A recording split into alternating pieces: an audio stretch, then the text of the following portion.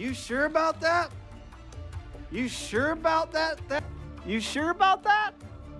You know the crab like money. Know the spine's like fun. Know the store keeps shining. Know that's where the lights gone. What we all got in common when the shit's said and done is a dead fucking road. Cheddar City that we run. Let's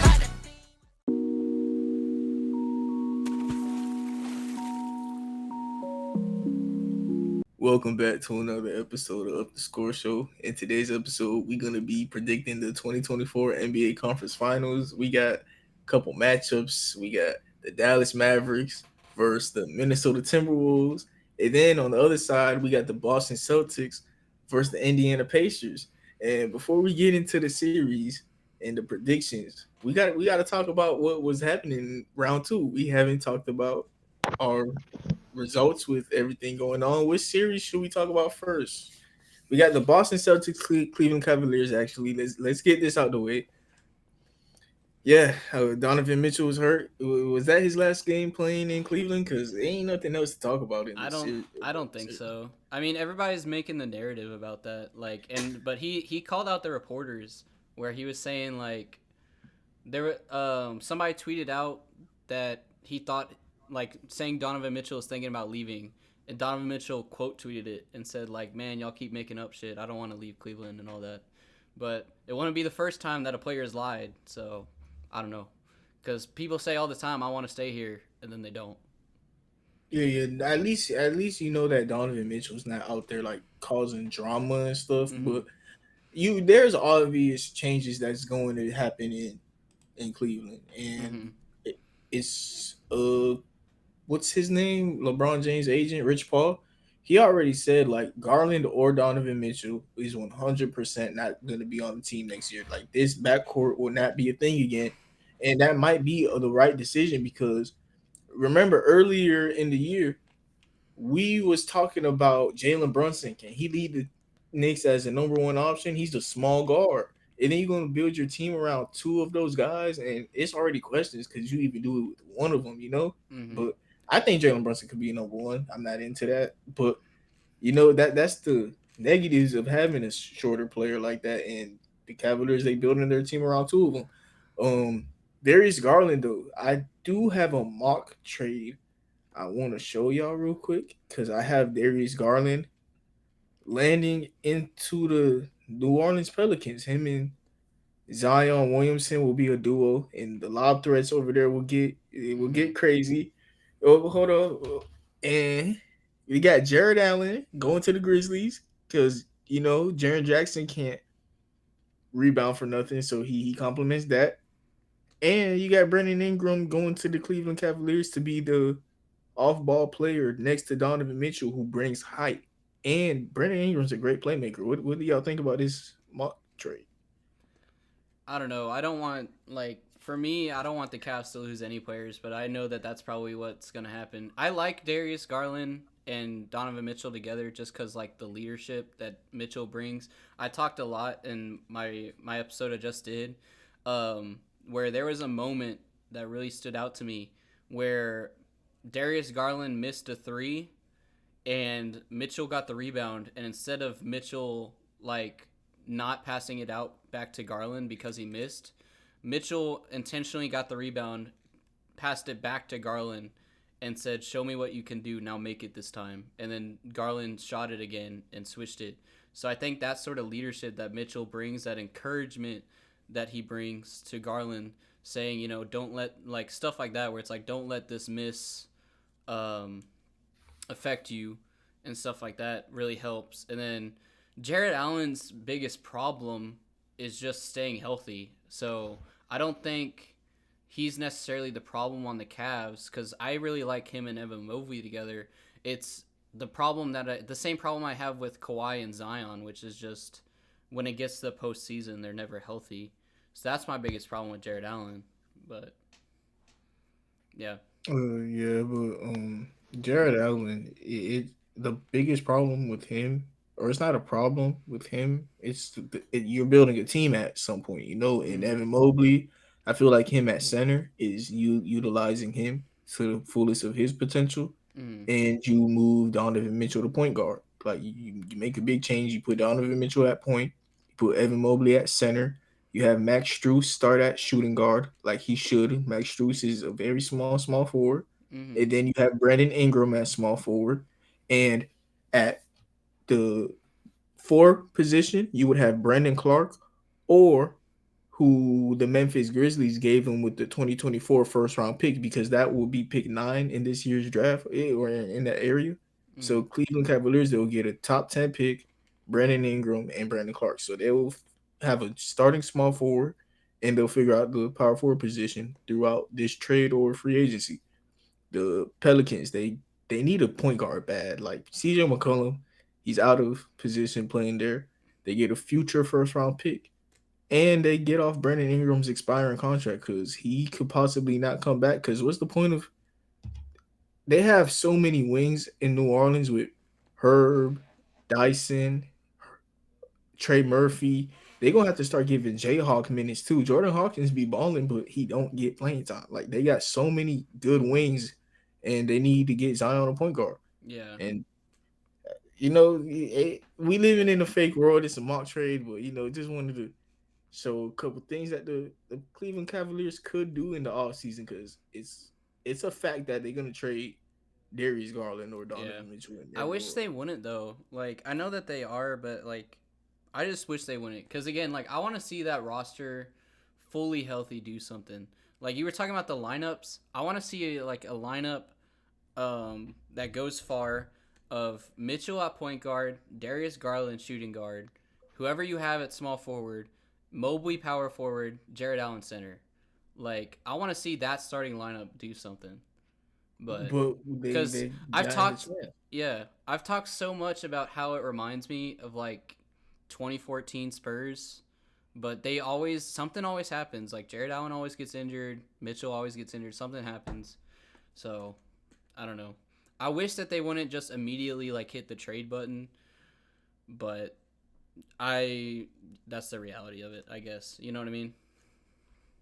They waited a year. That's longer than most teams do, and at least they waited a year. They gave them 2 chances, and it ain't working out. But yeah, that's all we got to talk about for Cleveland, Boston Celtics. Ain't nothing else. Boston Celtics, you're supposed to win this series. Cleveland Cavaliers, we expected y'all to lose. What's up, Zeno? What's up, Leef in the chat? Yeah, Leef, we're gonna send you a link, but we're gonna talk about a couple topics first, and I'm gonna send you the link in a little bit. Let's move on to the next series. We got the Knicks versus the Pacers. Oh, actually, no. Let's hold on till Elijah comes. Okay, yeah, I was gonna say Elijah's gotta be here for that, bro. Yeah. So let's go on to the Western Conference. We got the Wolves versus the Nuggets. Okay, Wolves versus the Nuggets. This is stuff. Nick, what's up? What you think about Wolves versus Nuggets? About fucking time. As a Lakers fan. Yeah, I was about to say he's a Lakers fan. He's an honorary Timberwolves fan now after they lost.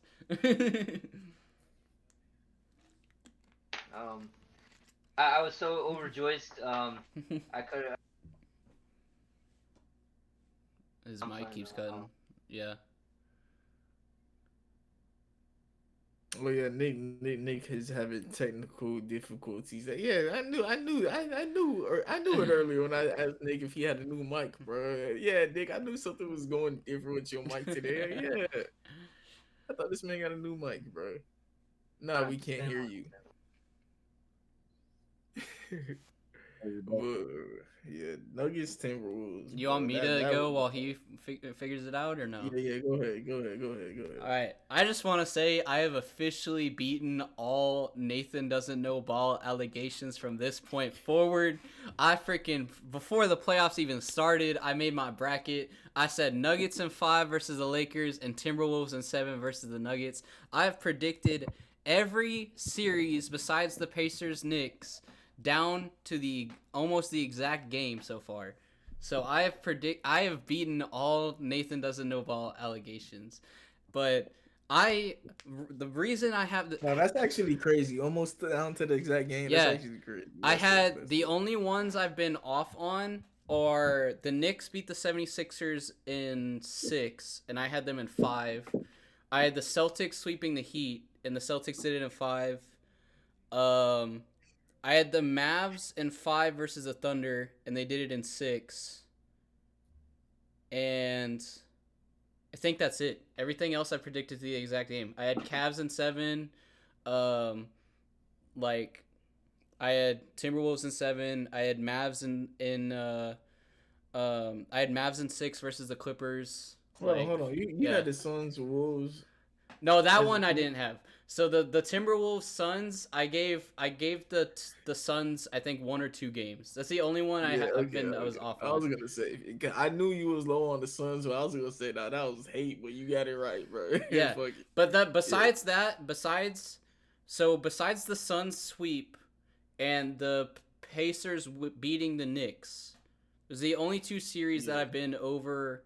2 games wrong on. Yeah, 2 games wrong on. Yeah. So, Hold on. the whole reason I had the Timberwolves, I have the Timberwolves winning the whole championship, and I've had them from the beginning, because being a Spurs, like people can say like, oh, you're just a Spurs fan, so of course you're gonna say that, but to me, defense wins championships. They have the number 1 defensive rating in regular season. They have defensive player of the year with Rudy Gobert. They have Cat. They have Anthony Edwards getting steals. I mean, it's just insane. So I knew that they were going to be able to lock up some people. I had faith in them. They were smart too, because people were going to, I was talking about this on my Instagram, because I was talking about how like it was Timberwolves versus refs, and they were like, well, how is it going to be versus refs if the Timberwolves got more free throws? I was like, well, then clearly you didn't watch the game and you're just looking at the box score, because the reason we got more free throws is because y'all kept fouling us in the bonus. So, but yeah, We is crazy, but yeah, keep talking. yeah. No, I always do that, bro. I gotta catch myself doing that. I caught myself doing it last episode. I kept saying we, but that's just because again, everybody was doubting me, bro. I kept hearing people the entire series being like Nuggets in 5, Nuggets in 6, Nathan doesn't know ball, and all that, and then they won in 7, and I was like, fucking what's up?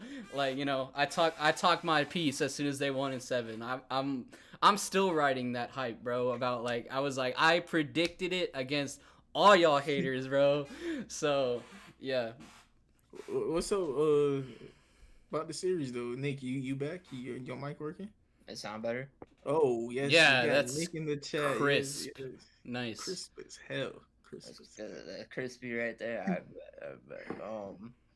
Yeah, like I was saying, man.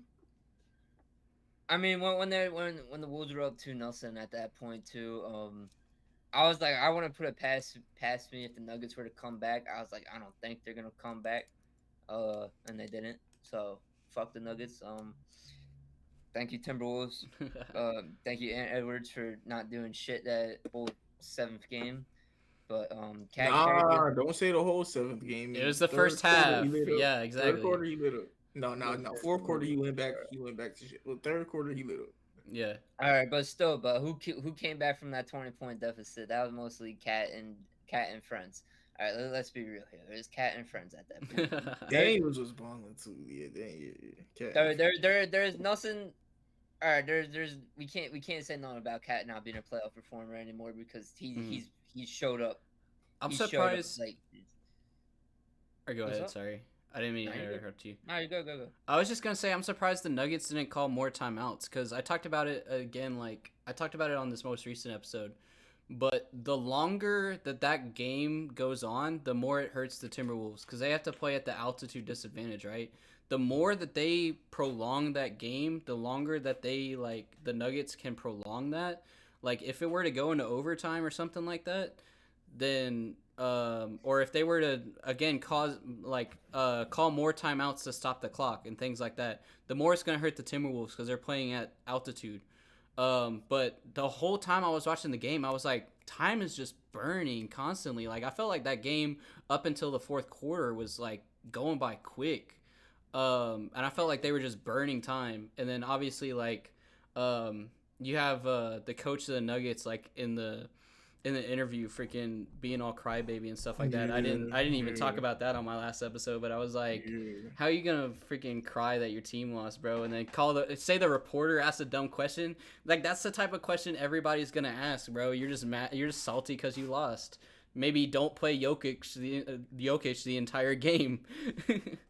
Yeah, that's something that the Nuggets gonna need to allocate their resources towards is a backup center and just bench that because Jokic was out there looking like he just was dying, man. Yeah, he was gassed, bro.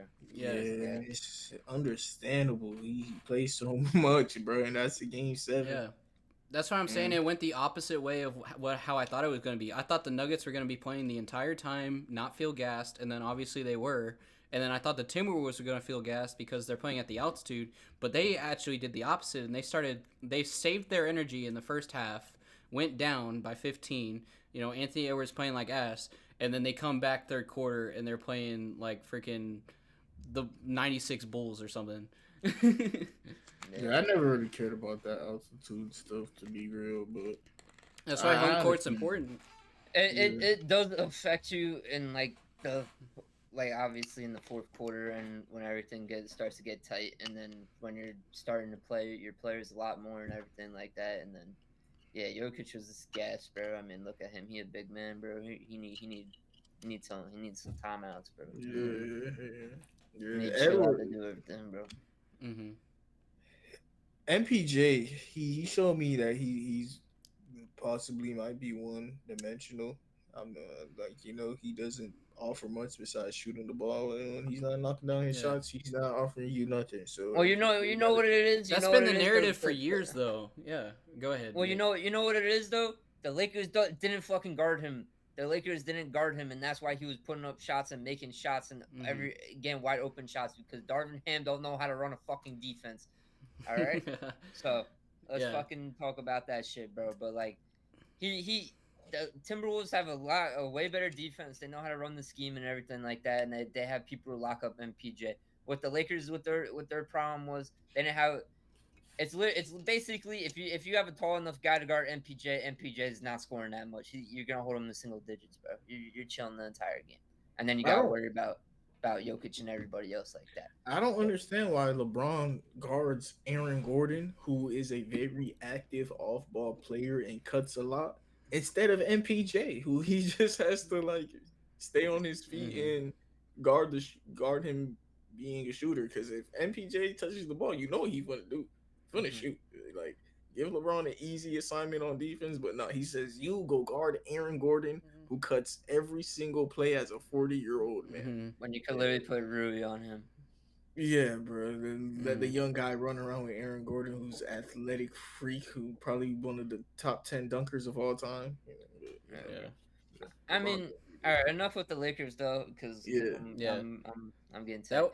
That was the narrative with MPJ for years, though. Like, I'm surprised you were like, oh, I just saw he was one dimensional this series, because that's been a topic for a while. Like, I don't know how often like you guys are on TikTok, but like people were making TikTok memes about that like last season and this season, where it was like Michael shoot Porter Jr.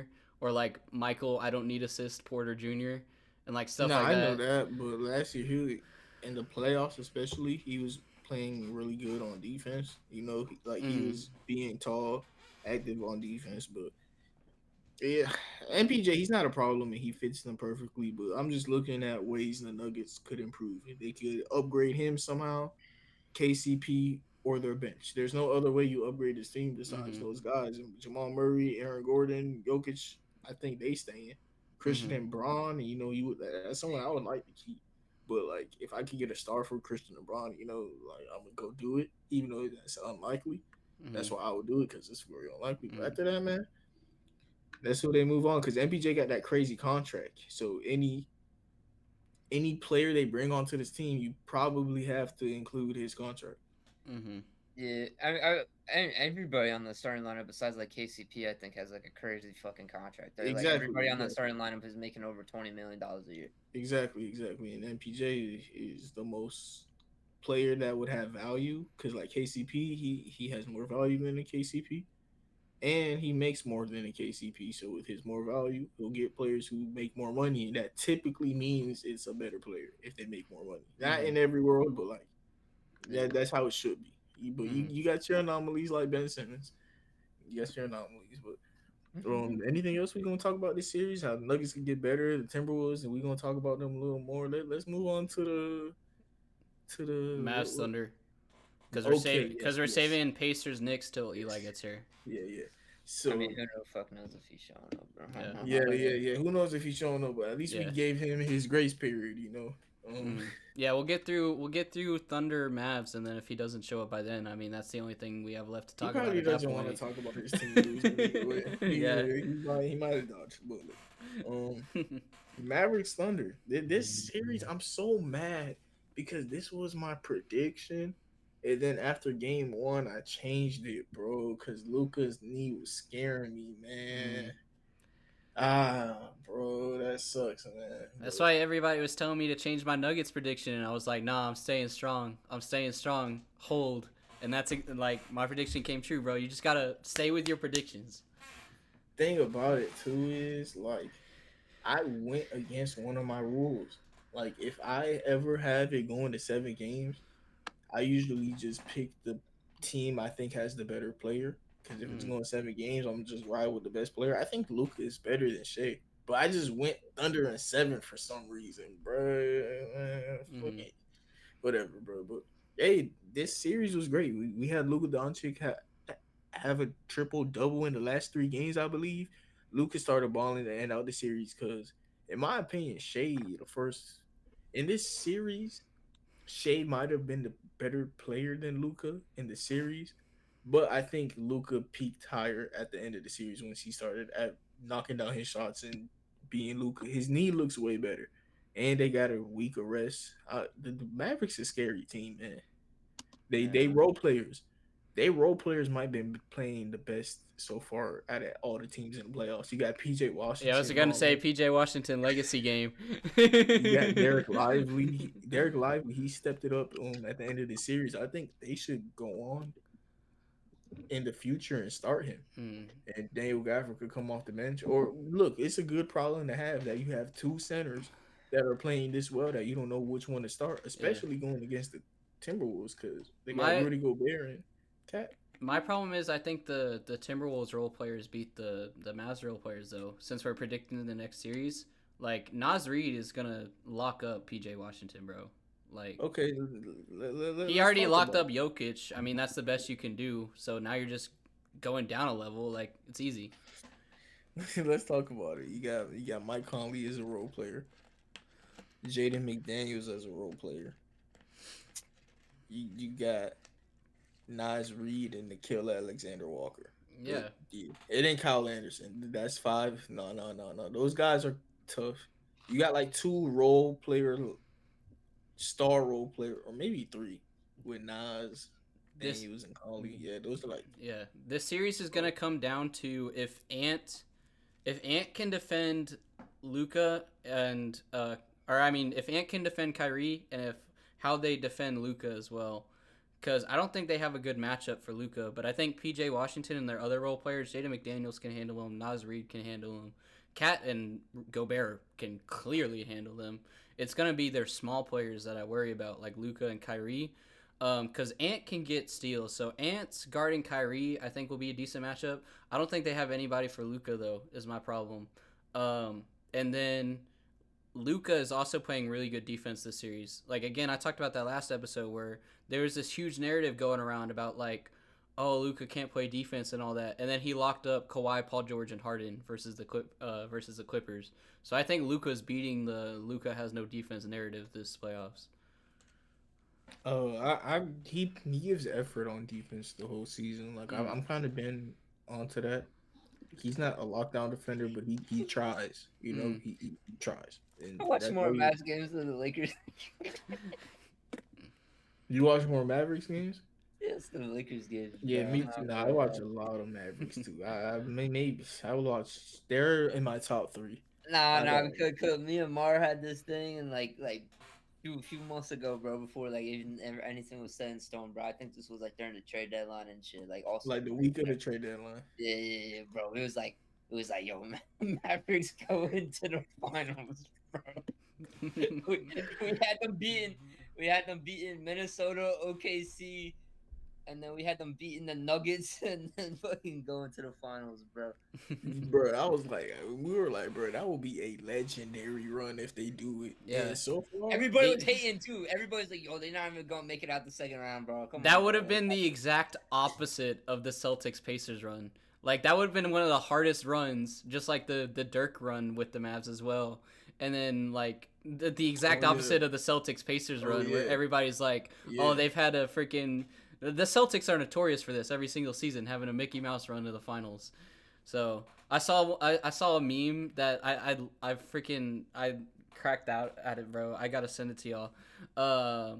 It was you know the SpongeBob meme where SpongeBob was on stage mopping and everybody's cheering, and then Squidward does it and everybody stops cheering.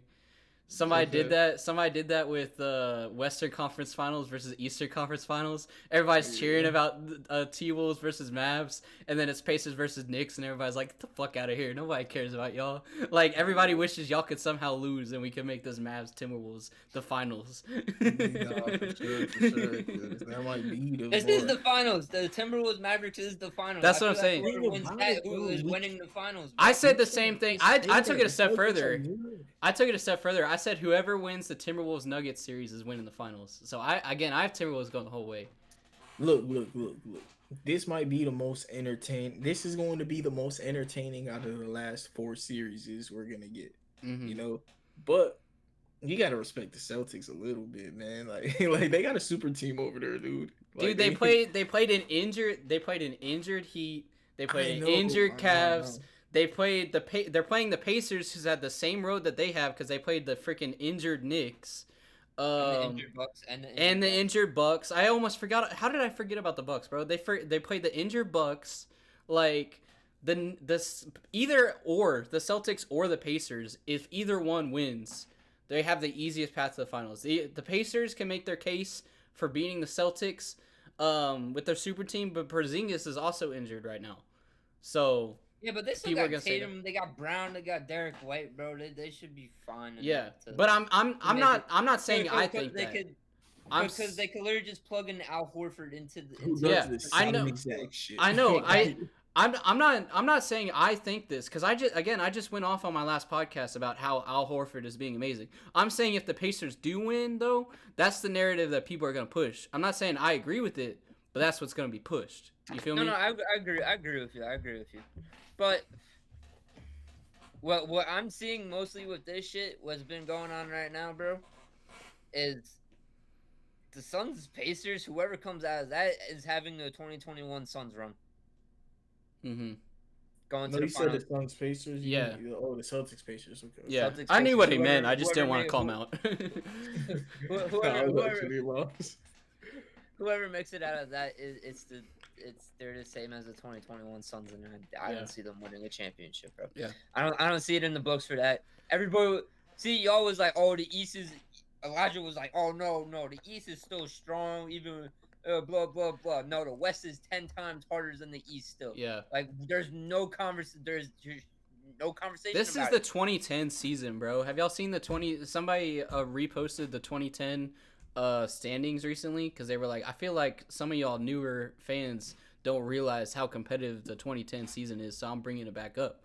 And they posted a picture of the standings, and it was like freaking the 4th through the 8th seed were all tied for wins with like 53, and then like the number 1 and number 2 seed have like 55 and 54. Like everybody was so tied in standings for the West in 2010, and it's like the same thing that's happening right now. Like that's why like even in the lower standings, like the Warriors Rockets, like the Warriors Rockets were going at it because they were like, we lose one and we're out the play-in.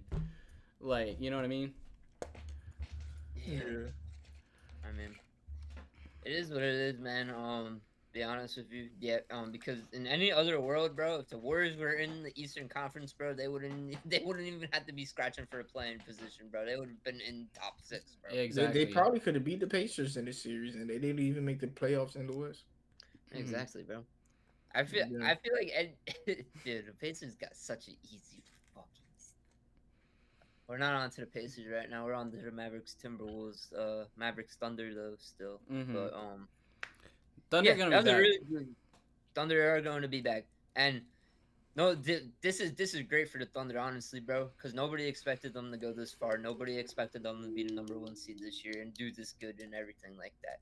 All they really need is, I don't even know what the fuck they really need. They just need like another, like, I'll say like another small forward or something like that. Another forward, just get going and everything like that, bro. And then other than that, they're chilling, bro. To be I'll honest take with it a step further. I don't even think they need to add anybody. I think they just run it back with new experience. Because my main problem with them right now is their experience. They've never played under the lights before, especially people like Chet.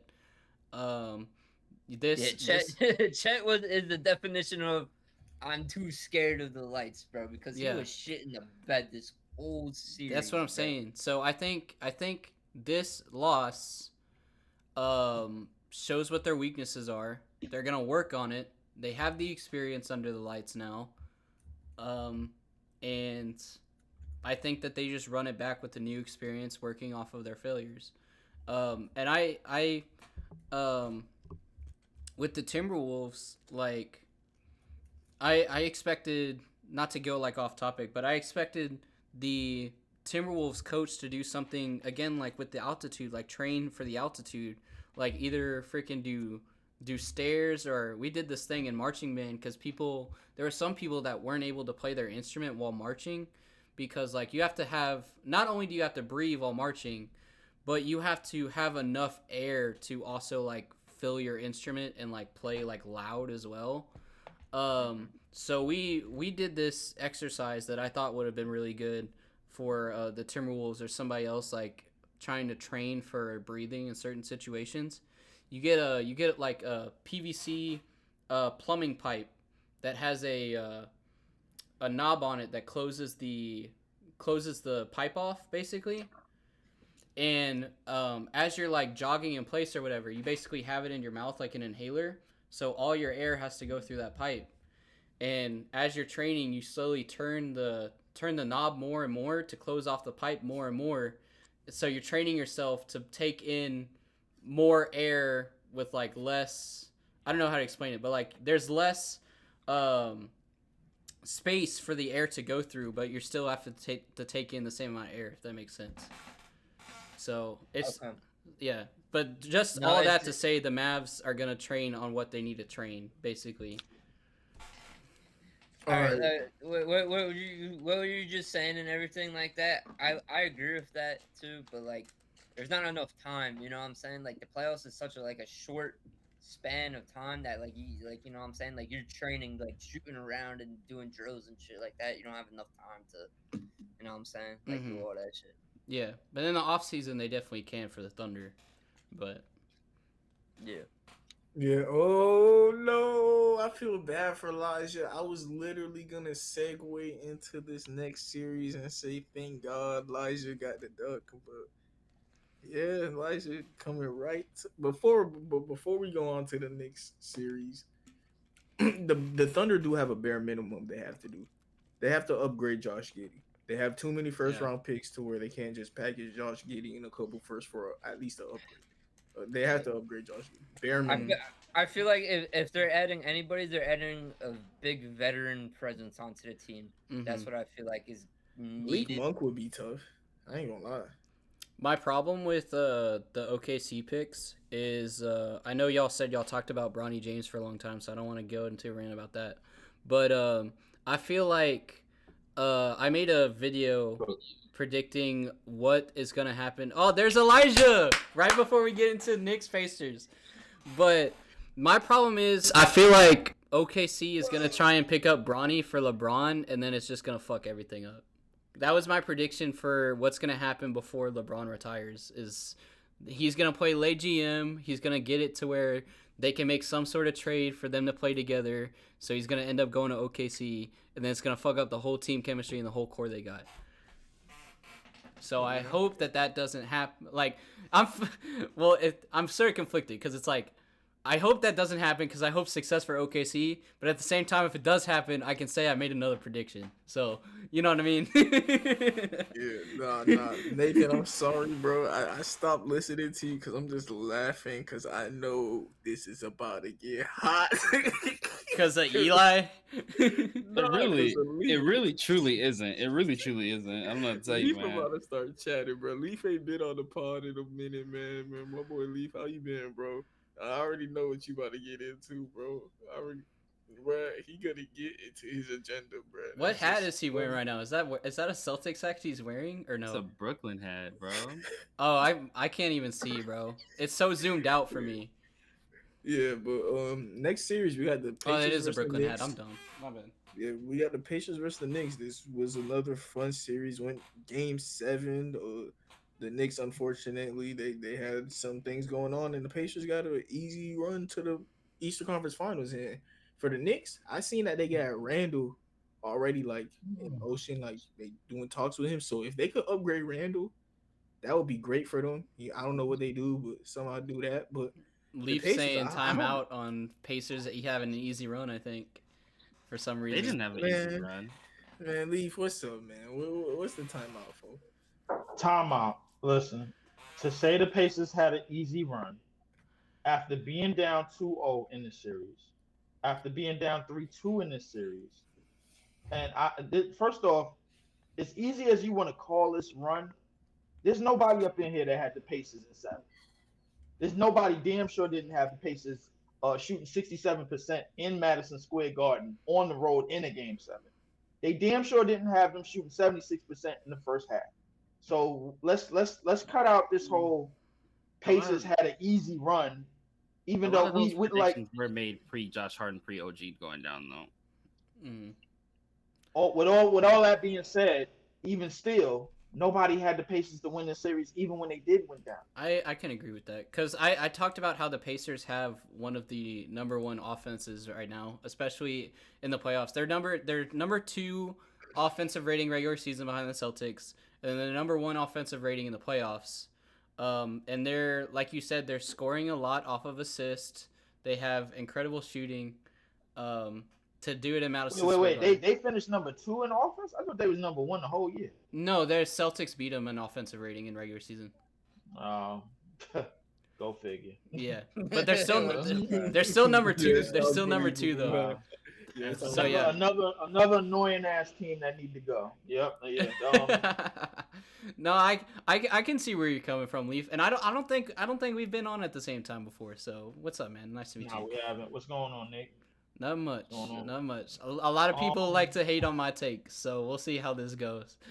I mean, I won't never tell people that they're completely wrong. All I would tell you is that that's one point to make, but another point to make is that the Indiana Pacers offensively, they have been goated all damn season.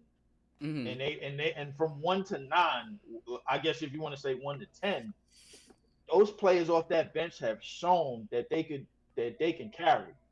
TJ McConnell played his ass off. He was arguably one of the best players in this series, outside of Brunson putting up 40 pieces in left and right in this series up until the eventual Game 7. So realistically,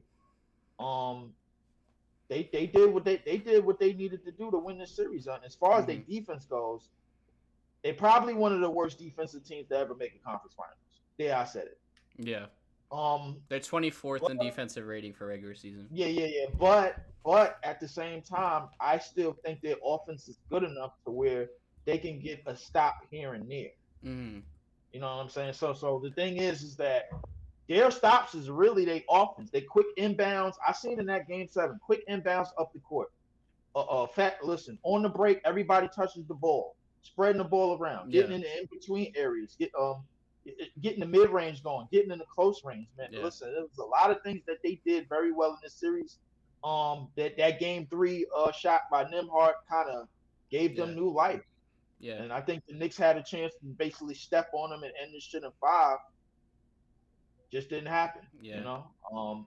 Like you said, everybody touches the ball, man, because I talked about too, I'm one of those guys that keeps up with the numbers because I'm a math nerd. You know, I just graduated computer science, so shout out to that. So I had to take calculus 3. So I'm huge with the numbers, bro. They had 62% of their shots come off of assist. Oh, so you one of those people that that's gonna annoy me in the future. Hey, I watch the games too. See, like this is what I'm talking about. People are like, "Oh, you're just a numbers guy. You don't watch the actual games." I was like, "No, I watch the games." These fucking math nerds that just swindled their way into the game of basketball. What you mean, dog? What you mean? Nah, bro. John Morant's better than You need to take Elijah's tag of professional hater. And the thing is, bro, it's been happening since 2013. It annoyed me then. It's gonna continue to annoy me. And the thing is, I believe teams like Minnesota are here to really put kind of a stop to it for the moment. You know what I'm saying? Because this is one of the better. Minnesota is one of the better defensive teams, bro. Like in the last 10 years. You know what I'm saying? Like it's just with their ability to have players that can guard, and the job that they did on Joke in that last game. Denver was the only series I was wrong about, by the way. And the Pacers. Yeah, Pacers is the only one I've been wrong about so far. The Pacers I was right about. You know why? Because it's after damn Tangerines, man. You know how I feel about them, but I was right about them all along. Yeah. The reality about the Pacers is they're like I don't know if they could get enough stops to get out of the East. Yeah. Especially in this series coming up. But we'll see. I guess we're gonna segue to that. Yeah, I have Celtics taking it, but I have Timberwolves winning it all because, like you said, defense wins championships. I'm a Spurs guy, so that's always been my philosophy. But I'm gonna let these two go while I go to the bathroom because me and you've been going for a while. Yeah, definitely. Go ahead. Nathan, you funny, bro. Because I be chatting. No. I wasn't saying it to be rude. I'm just saying, like, this is... No, I wasn't trying to be mean. I was just saying, like, this is their show, so I want to let that go. I'll be chatting too much, bro, so that's some real New York shit, bro. We be chatting, bro. I'm just throw the no look, bro. Like, go ahead, bro. No, y'all keep talking, bro. Only time I say chatting is with Leef get into the or when Ben Simmons is mentioned. No,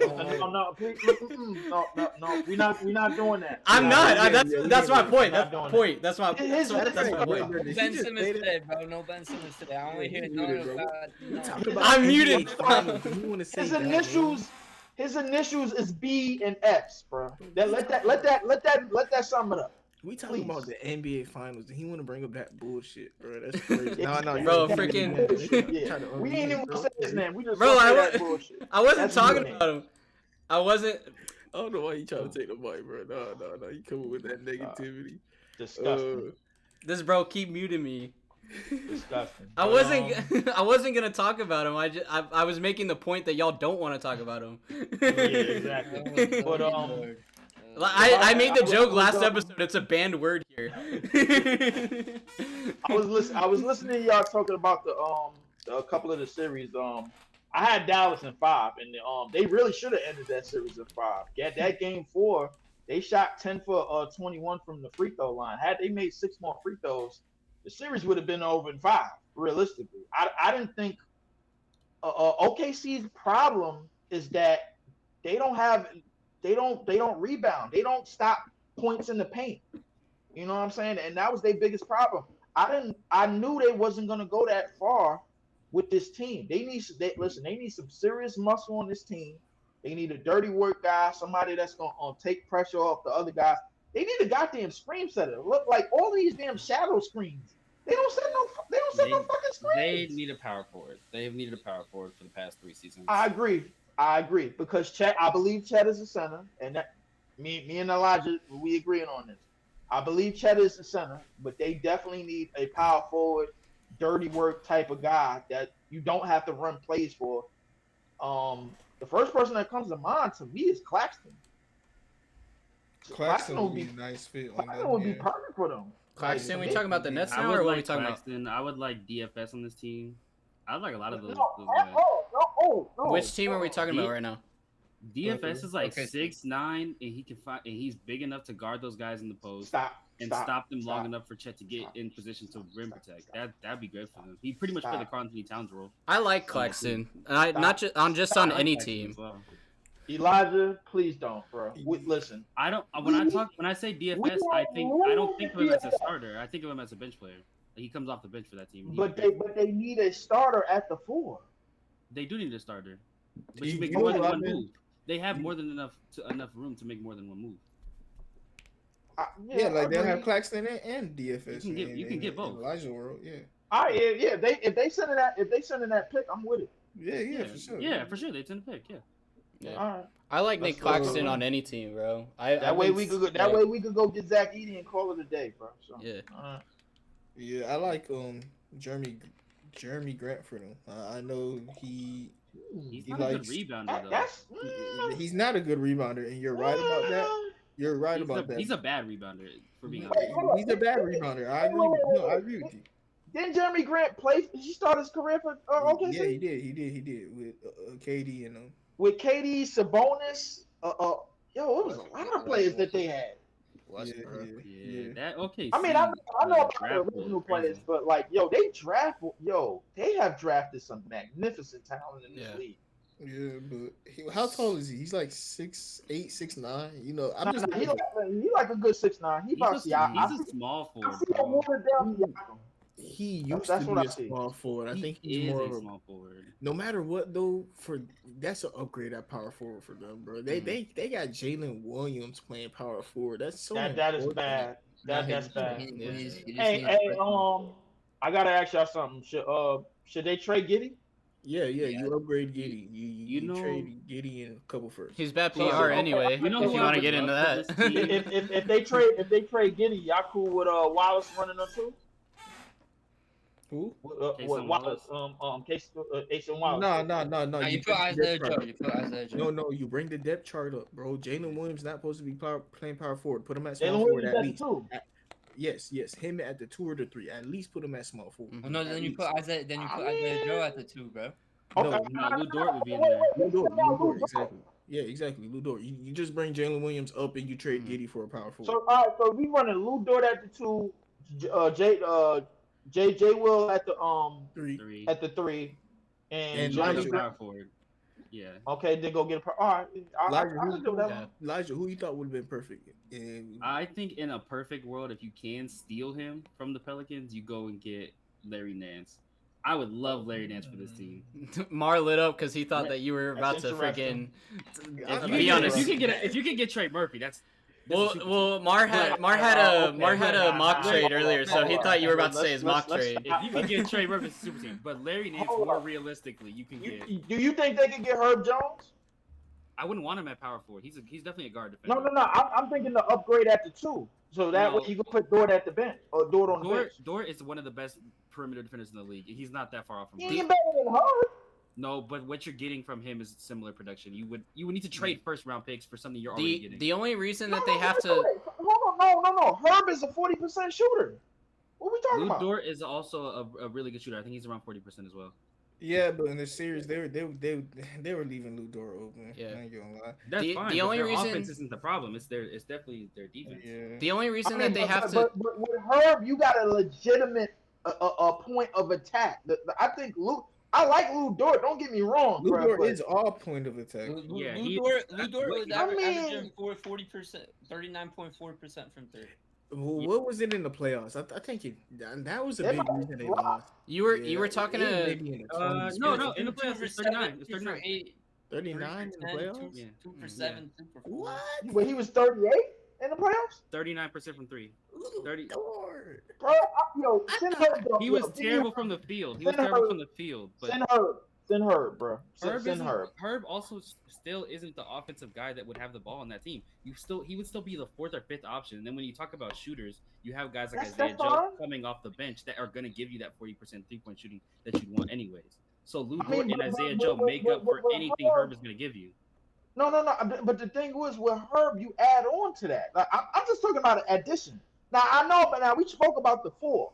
But the thing is, like, with Herb, you don't have any lapses at the 2 guard. Now you can put him alongside SGA, who is a good enough defender. Both of them in the backcourt, to me, that shit is magic, bro.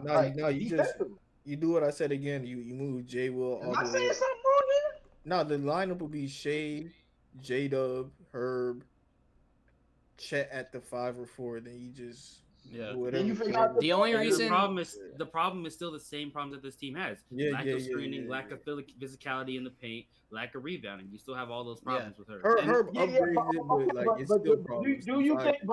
Do you think at this moment, if they shop Giddey, I'm looking at her. I'm looking at New Orleans. If they shop Giddey trade before. I don't think Giddey would even fit that well on that team because he's such a non-spacer next to Zion. True. I mean, but he could pass. The only reason that OKC even has to make a trade, because Leef was talking about how they had KD before, they had Sabonis before, they had all these other players. The only reason they have to make a trade is because if they try and build through the draft, they're going to have the same problem that me and Mark talked about before y'all two joined, which is lack of experience. Because I think, and like obviously people are going to say I'm biased, but OKC and the Spurs are some of the best teams to build through the draft. Almost every other team builds through making trades. You can say Golden State Warriors. I'm not counting the Spurs. The NBA is just looking after them, bro. Like they giving them picks left and right. I think the Raptors are good at building through the draft. Nah, dude. I just made a video. Raptors return to extinction, left bro. and right. What have they done before when they lost? Tim Duncan, David Robinson, no, Kawhi. What have they all done through the draft? From the time that they lost Kawhi, all the way up until in between the time that they got Wemby, who have they drafted? Josh Primo before he did all his stuff. They drafted Devin Vassell. They drafted. Josh Primo. I just said before he did everything. Primo is crazy. Yes, he was a catch and shoot, bro. Jeremy Sohan. Y'all sleeping on Sohan, bro. I'm sick of this narrative. Stop sleeping on Sohan, bro. Him and Wemby are gonna be a freaking defensive powerhouse. Get out of here with that shit. If you think Devin Vassell is a crazy name to say in the draft, then you don't watch Spurs basketball, and that's all I. What you mean I don't watch Spurs basketball, bro? I'm there almost every game. Leef. What? Say that again. If you think Devin Vassell was a bad draft pick? Nah. I know Devin Vassell was a good draft pick. I was just trolling, bro. Yeah, we got Keldon Johnson's fallen off this season, but he was good before. Devin Vassell, I actually like him. Jeremy Sohan, but the bro, y'all need to stop sleeping on Sohan. Jeremy Sohan, his problem is that he's playing the wrong position right now. They have him. He's doing that. They're doing that on purpose, though. I've explained this so many times. They're making it to where he's playing the first option now, so that whenever they draft more, he can play the fourth option. Here's the thing about the. They're building him up to be the fourth option by making him the first option now. Here's the thing about what I want to say about the 4-man position, bro. The 4-man position, bro, I think is going back to like a legitimate 6'10 plus position. If you go out there and you playing small ball fours, they're going to get exposed. Minnesota is not going for that. Denver, even though they just got eliminated, is not going for that. Yeah. It's a lot of teams. It's a lot of teams that they build in their front courts, bro. Like, and the front lines of the future are going to be amazing. I'm looking at Orlando. Like, if they get a center to piece everything together that they got with Franz and Mo and Apollo, bro, they gonna be dominant. Yeah, they're gonna be very dominant. Disagree with I have a video dropping here soon called "The Death of Small Ball," bro. Freaking the Nuggets, the Timberwolves, the Spurs, Chet, Banchero. Like, we saw small ball for the Nuggets. Jokic, Aaron Gordon. Hello. Aaron Gordon will run the 5 consistently. They don't have a backup center. It's Aaron Gordon at 5.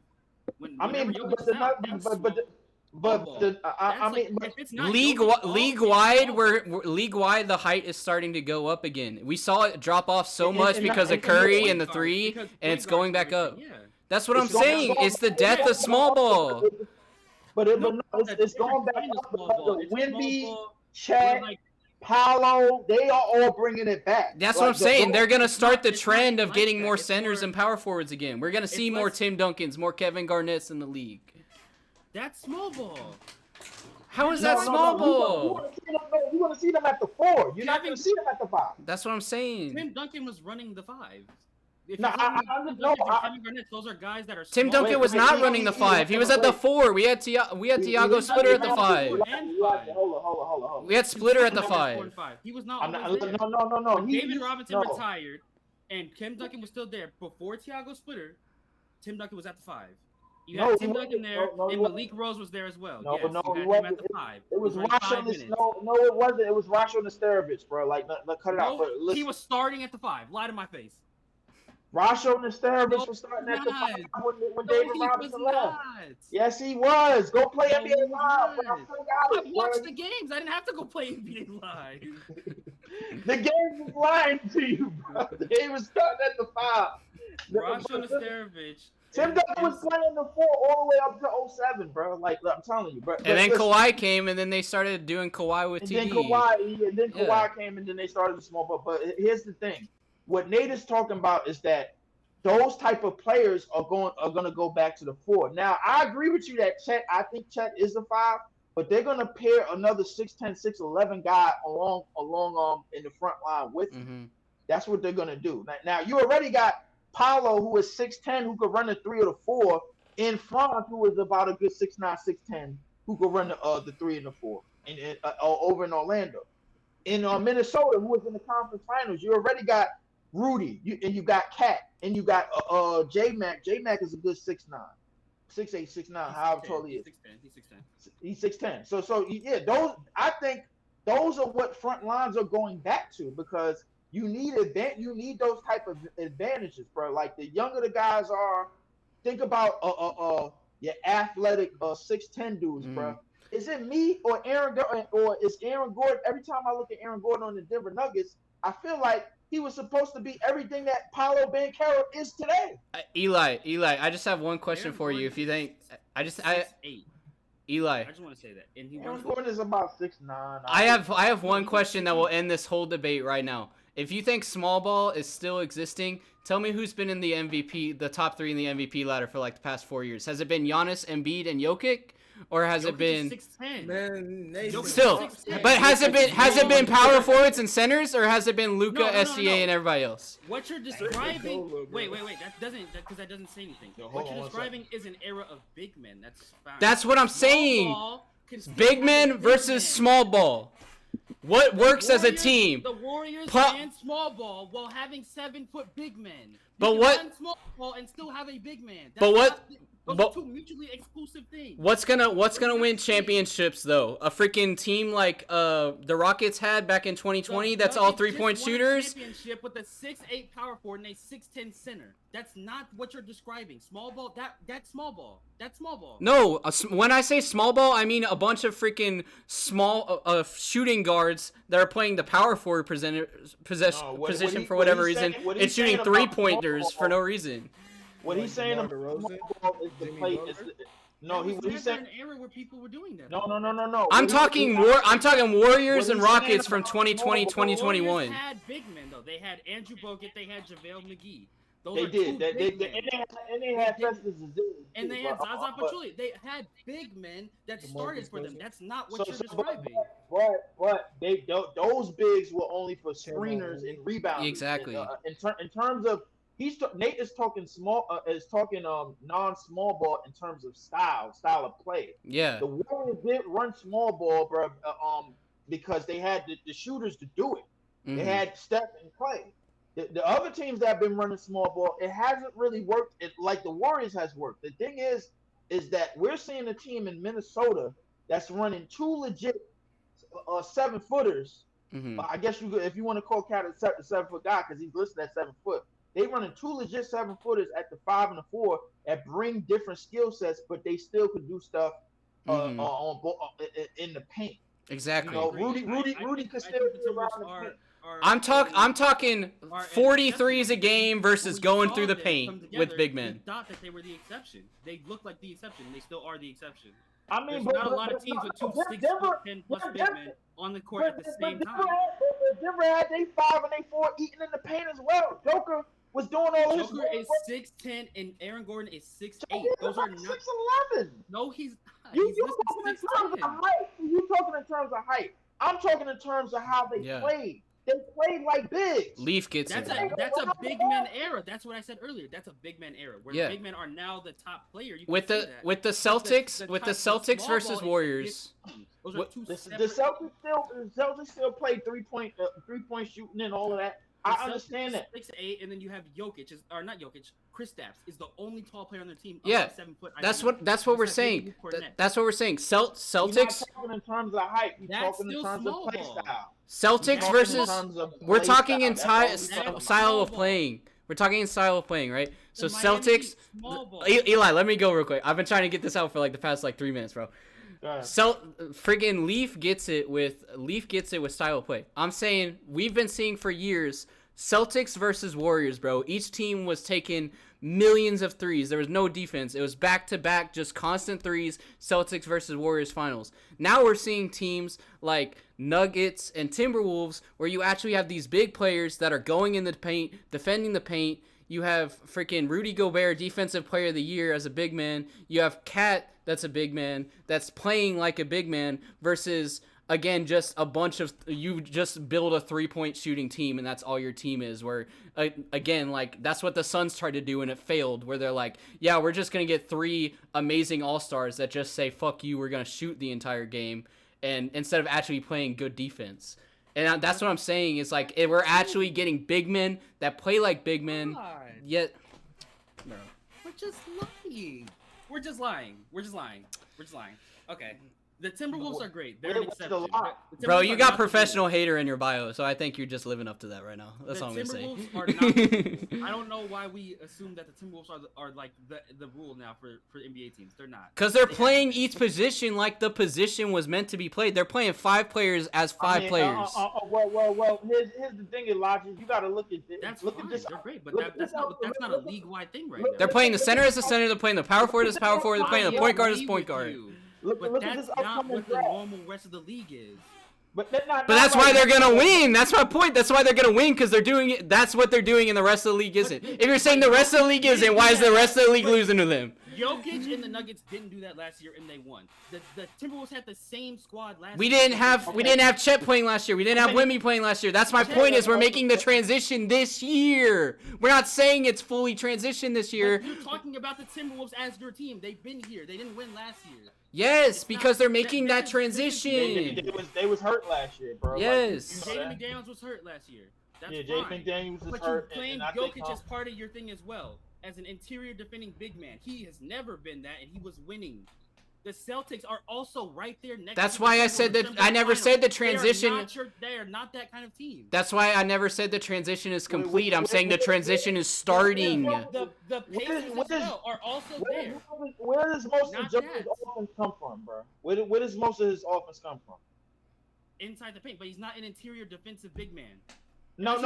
Unless you think Arvidas Sabonis is the future, or was the prototypical big in the NBA back in the day. No, he wasn't prototypical. Then what are we talking about? That's just not the case. Jokic is not the prototypical big in the past. But if Jokic tried to shit, Jokic but that's not the argument we made. We're saying big men like Jokic, big men like Wemby, big men like Chet are starting the transition to get more big players that can shoot. Play style. Yes. That's what we're talking about. Should have been in the league for a long time now.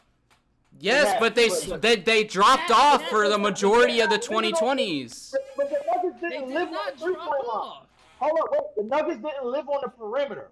The Minnesota doesn't live on the perimeter. No, they don't. How many threes they shot? MPJ, KCP, Jokic is as well shooting 4+ threes a game, and Jamal Murray shooting 4 or 5+ threes a game. Aaron Gordon's shooting threes now. What the fuck are we talking about? No, they're not on the perimeter. They did most of their damage inside the 3-point line and inside the paint and in the mid-range area. That's why they executed, bro. They did most of their damage there, but they do attempt a lot of threes. They just wasn't knocking them down. They shoot a lot of threes. They just wasn't knocking them down. Thank you, Mark. The year that they won the championship.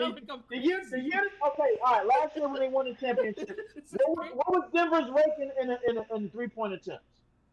I wouldn't be shocked if it was 1 per game, or maybe the Celtics was ahead of them in the Heat, because I know Celtics. I need to know what the ranking was. Matter of fact, I'm gonna go look at it because I need to listen. I'm glad at least Leaf gets what I'm trying to say, so I'm not alone on this, bro. Because the Miami Heat last year when they made their run, they were one of the top 3-point shooting teams in the playoffs. With a small ball center. Look, Eli. Thank you, nigga. Thank you. Eli, we're not arguing that 3 points aren't important. We're not arguing that 3 points aren't the head of the league. We know that. We're saying that it's going to start decreasing here soon. We're saying the transition is starting. I meant Nathan. Big men stopping, not shooting threes is gonna start happening.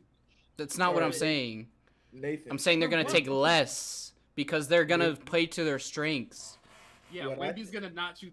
I love what you just said. I love what you just said. Play to their strengths, and when you play to somebody's strengths, you have to also complement somebody else's weaknesses. What I think the NBA is doing is just they're making sure that there's only one player on the court at all times who could be a negative non-spacer. Most contenders, at least. That's why putting Karl Anthony Towns is a plus, because he's so good at shooting the ball that you could afford to have the best interior defender in the NBA, because one negative floor spacer isn't end all be all. But once you have two of those guys, that's when it starts becoming kind of iffy. And if you have a center who could shoot, and like you said, most centers nowadays could shoot. So if you have a center who could shoot, you could afford to have a power forward who can't shoot because he complements that center. And most power forwards who are around centers who shoot well, they're Swiss Army knives. You got Jaren Jackson, who, if you put him next to a center that can't shoot because he could shoot, he could go out and help them on defense, you know? And he's a poor rebounder, so that big man's going to help him rebound it. What's another example? You got Karl Anthony Towns and Rudy Gobert. Karl Anthony Towns, the positive spacer. Rudy Gobert is the negative. They complement each other. Karl Anthony Towns, the great offensive player. Rudy Gobert is the great defensive player. You even have Naz Reid in the rotation, who's a little bit at both. Timberwolves is different. Yeah, they different with it. But you got Pascal Siakam. He's not that great of a shooter. Who do you have right next to him? Miles Turner, one of the best. Just to let y'all know, last year when Denver won the championship, they ranked 28th in 3-point attempt. In the playoffs? In the regular season. No, you gotta look in the playoffs. You gotta look in the playoffs. I'll be mad if we lost to that, bro. I'll be mad if we lost to one of the worst 3-point shooting teams. Because boy, I mean, no, they just didn't shoot them a lot. The Nuggets run completely different sets in the playoffs compared to the regular season.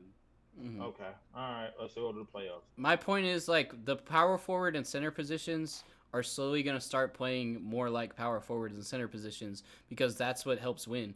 Cat and Rudy Gobert are playing like big power forwards and centers. Freaking Tim Duncan, when he was winning, was playing as a power forward. Kevin Garnett, Actually, I'm sorry, because I had this pulled up for a little bit, and I was just letting y'all cook. Tim Duncan played center from 2006 onward in his career, according to Basketball. That's what I said. That's what we said when Kawhi joined. Like, Kawhi joined later. Kawhi joined in 2012, 2013. I know. I switched it up. David Robinson retired in 03. David Robinson retired in 03. Right after that, they had Rasho Nesterovic, bro. Like, and then I was a casual. That's right. You were right about the Nesterovic. Tygo Splitter was not starting for them motherfuckers. I knew that shit. What? No. Tygo Splitter was starting. That nigga was not. They had starting the playoffs. He was starting the playoffs. They had Fabrizio Alberto or somebody, bro. Like some because they used to run lineups with some nations. It was like, bro, I don't remember. Was it Boris? I don't think it was Boris Diaw. Boris It was Diaw. I remember he was starting power forward a lot. Yeah, it was him, and then it was Tim Duncan at the center, or Malik Monk was Malik Rose was at the center, or at the power forward. I used to hate Rose or something. Bro, I forgot. And Boris Diaw would be at the power forward positions for them, while Tim Duncan started at the center when he got slower. Yeah, we really would play against the Spurs a lot, because I remember in the finals it would be Tony Parker, Danny Green, Kawhi, Boris Diaw, Tim Duncan, and Manu Ginobili off the bench with like. Manu's one of the greatest six men of all time. Yeah, Corey Joseph. Them Spurs teams was. Yeah, bro. I got the friggin' championship roster right above me, bro. I think you're just. I think. Going back to the thing though, I think it was just a lot of we just saw a lot of a big influx of rim protectors. Yes. And so it looks like the traditional center is back, but if you were to throw Wemby back in the day, he would get benched for what he's doing, because he's not traditional at all. I went well. If you on the team that he's on currently, because he's only playing 29 minutes. Yeah. I'm just talking about if you saw a 7'4" center instead of going into the paint to go dunk the ball, take a step back three. They're getting benched. They're getting yelled at by the coach. Can we make the argument that he kind of getting benched now? He only played. Nah, 29 it's just minutes a injury. game. It's injuries. They're trying to just. They're trying to load management him. Yeah. Yeah, they're load managing. They're trying to low manage a 19-year-old 7'4" dude that is. There's no. All right, Leaf. As a Spurs fan. He was first in all defense. He made all defensive team today. I know. I know. Which was crazy to me. Dude. In 29 minutes. You don't gotta tell me how good Wemby is, bro. I'm a Spurs fan. But we're not gonna waste injuring him at playing 35 minutes or more if we don't have our full team yet. We're load managing him to make sure he doesn't get injured so that we can still have him at full potential when we build around him. We don't want him to get injured in his first season by playing 35 minutes and winning meaningless games because we know we're not winning the playoffs or probably not even the play-in. So there's no point in playing him 30-plus minutes if it doesn't mean shit. So we'd rather keep him healthy. Well, we talking about a team that their own fans just said their wins don't mean shit. So that means that team should be irrelevant right now because we got the Minnesota Timberwolves. We're rebuilding. The Dallas Mavericks. We got but you're rebuilding, and we got the conference finals in our face. Let's predict. We're gonna come back in 2 to 3 years, Mar. Trust me, bro. Yeah, we're gonna come back to y'all in the offseason because that's where y'all belong. Because right now we in the Minnesota Timberwolves versus the Dallas. Versus the Dallas Mavericks. Damn. This series, Leaf. This was what we predicted in that one. Remember when we was doing if the playoffs began today, and we had the Dallas Mavericks versus the Celtics in the finals, and you was chatting saying how the hell we did this. Wolf's taking it all, bro. Y'all still chatting. I do remember that. I'm not gonna lie. I don't know why it was brought up. Maybe it's because of Luka versus Tatum. I guess whatever the case was, but I did say if Dallas could get out of the first round, they was in the conference finals. So I mean, I guess I kind of somewhat piggybacked on it, but not at the moment. When y'all said it, I thought y'all was out of y'all fucking minds. I was like, what? These niggas is crazy. they out of their minds, bro. Like, we ain't crazy. I mean, no, y'all not crazy, but y'all not unlucky neither. So, we could. I guess. I mean, but Mark cooked on this shit. I mean, listen. Listen. One thing. If anybody cooked, it's me, bro. I predicted every series so far. One thing. Well, to get into this series, one thing for sure, two things for certain: the Mavericks don't have any advantages in this series. That's one thing for sure. You know what their advantage is? Luka. Yeah, they have Luka. Nobody's got Anthony. Anthony Edwards has to guard Kyrie, so nobody's guarding Luka. J-Mac. What J-Mac? Yo, after that discussion y'all got, Anthony Edwards is definitely on Kyrie, and J-Mac is gonna be on Luka. I disagree with y'all. They're gonna put Nas Reed on PJ Washington probably. I think they're gonna put Cat on him.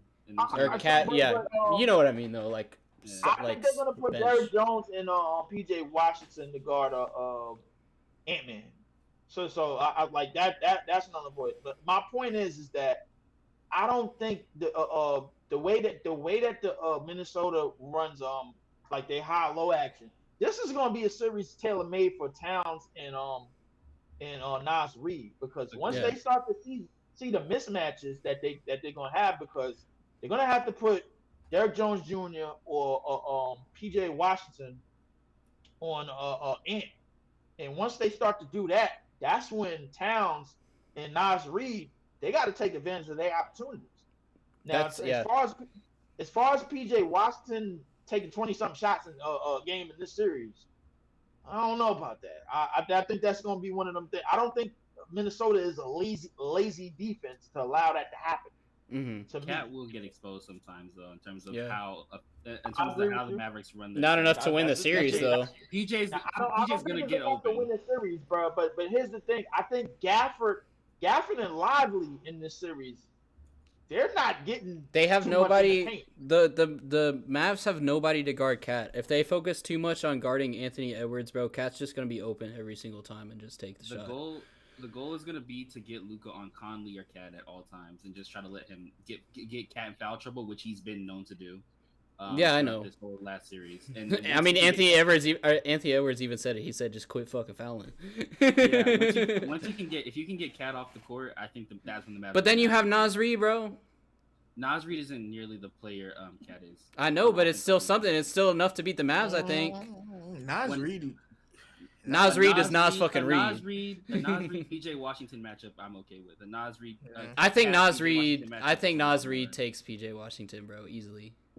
Hey, by the way, Denver was second to last in 3-point attempts for the postseason last year. That's crazy. So they just made it. So y'all they just made everything they fucking shot then. They made it at a high clip, though, at least. So y'all mid-range shooters, bro. Like mid-range and close-range niggas, basically. I know Jamal Murray does make his bread and butter in the mid-range. MPJ was shooting a lot of mid-ranges that series, and KCP wasn't shooting for shit that series. The only team that shot less threes than them was Phoenix. That's not surprising.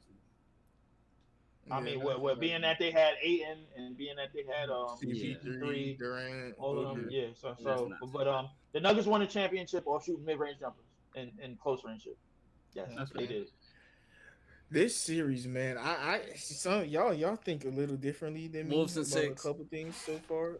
I think with Luka, you just put Anthony Edwards on him. I think you just say Anthony Edwards, you go guard the best player because we don't know if we can stop him, and we're just gonna let you decide if you want to go to the. But who's on Kyrie though? Who's on Kyrie then? We haven't seen the best version of Kyrie in this playoffs yet. Yeah, and that's why you put Jalen Daniels on. Fuck, we that's have exactly why you. And that's we why against the Clippers. Yeah, if he's doing more than that, then he's better than he was in 2016 in terms of like he'd be tired. I think he can be because the thing is. That's why you put Jaden McDaniels. This is a version of Kyrie Irving that's giving you effort on defense. They got Kyrie Irving, but we got Jaden McDaniels. And Kyrie is moving the ball. Can Jaden McDaniels lock up 2 of the previous Nets players, Kevin Durant and Kyrie? Let's get it, bro. Hold on, wait. Leave us out of it. Leave us out of it. Leave the Nets out of this, bro. But I'm sorry you had to catch it straight there, Leaf, but yeah. Yeah, just leave us out of it. Well, that would be fun though, because the amount of content I would make off of that, freaking Kyrie and KD on freaking Jaden McDaniels, ooh boy, I'd be cooking with that video. Alright, but hold on, question: is there anybody in the league that J-Mac can't guard at the wing? Like, is he not the best wing defender in the league? You can't guard Luka. No, I've seen it. I've seen it multiple times. Luka Doncic is literally the only player I see. So that's why you want to put Ant-Man on. The biggest question of this series is Luka gonna be as good at defense in this series as he was against the Clippers? If Luka doesn't show up on defense this series like he did against the Clippers, fucking Timberwolves take it. I'm putting Luka on Jaden McDaniels. I'm putting Luka on Jaden McDaniels. It all depends about how good the Mavs can play defense. Because the Timberwolves beat him in defense easily. No, that's gonna be Kyrie. No, not Kyrie. Kyrie? Oh, you gotta like low key hide Kyrie too. Yeah. This series is gonna come down to the matchups, bro, and how well those matchups go. Kyrie give a little bit more effort on defense. But you can't put him on Ant. You can't put him on Ant. You can't put him on Cat. You can't put him on Gobert. You have to low key hide him. No, I mean, you can't put him on McDaniels either because McDaniels is such a height mismatch for him. He's just gonna shoot over him. I understand that, but act like Kyrie don't do anything defensively, bro. No. He's playing. He plays defense. He's gonna put in effort. But he can't be on McDaniels. Yeah. Point guards. He plays defense. Bro, if you're taller than 6'5", bro, I do not want Kyrie guarding you. Kyrie's like 6'2" with Nikes on, bro. Like, I ain't gonna lie. If we putting Muggsy Bogues in the game now?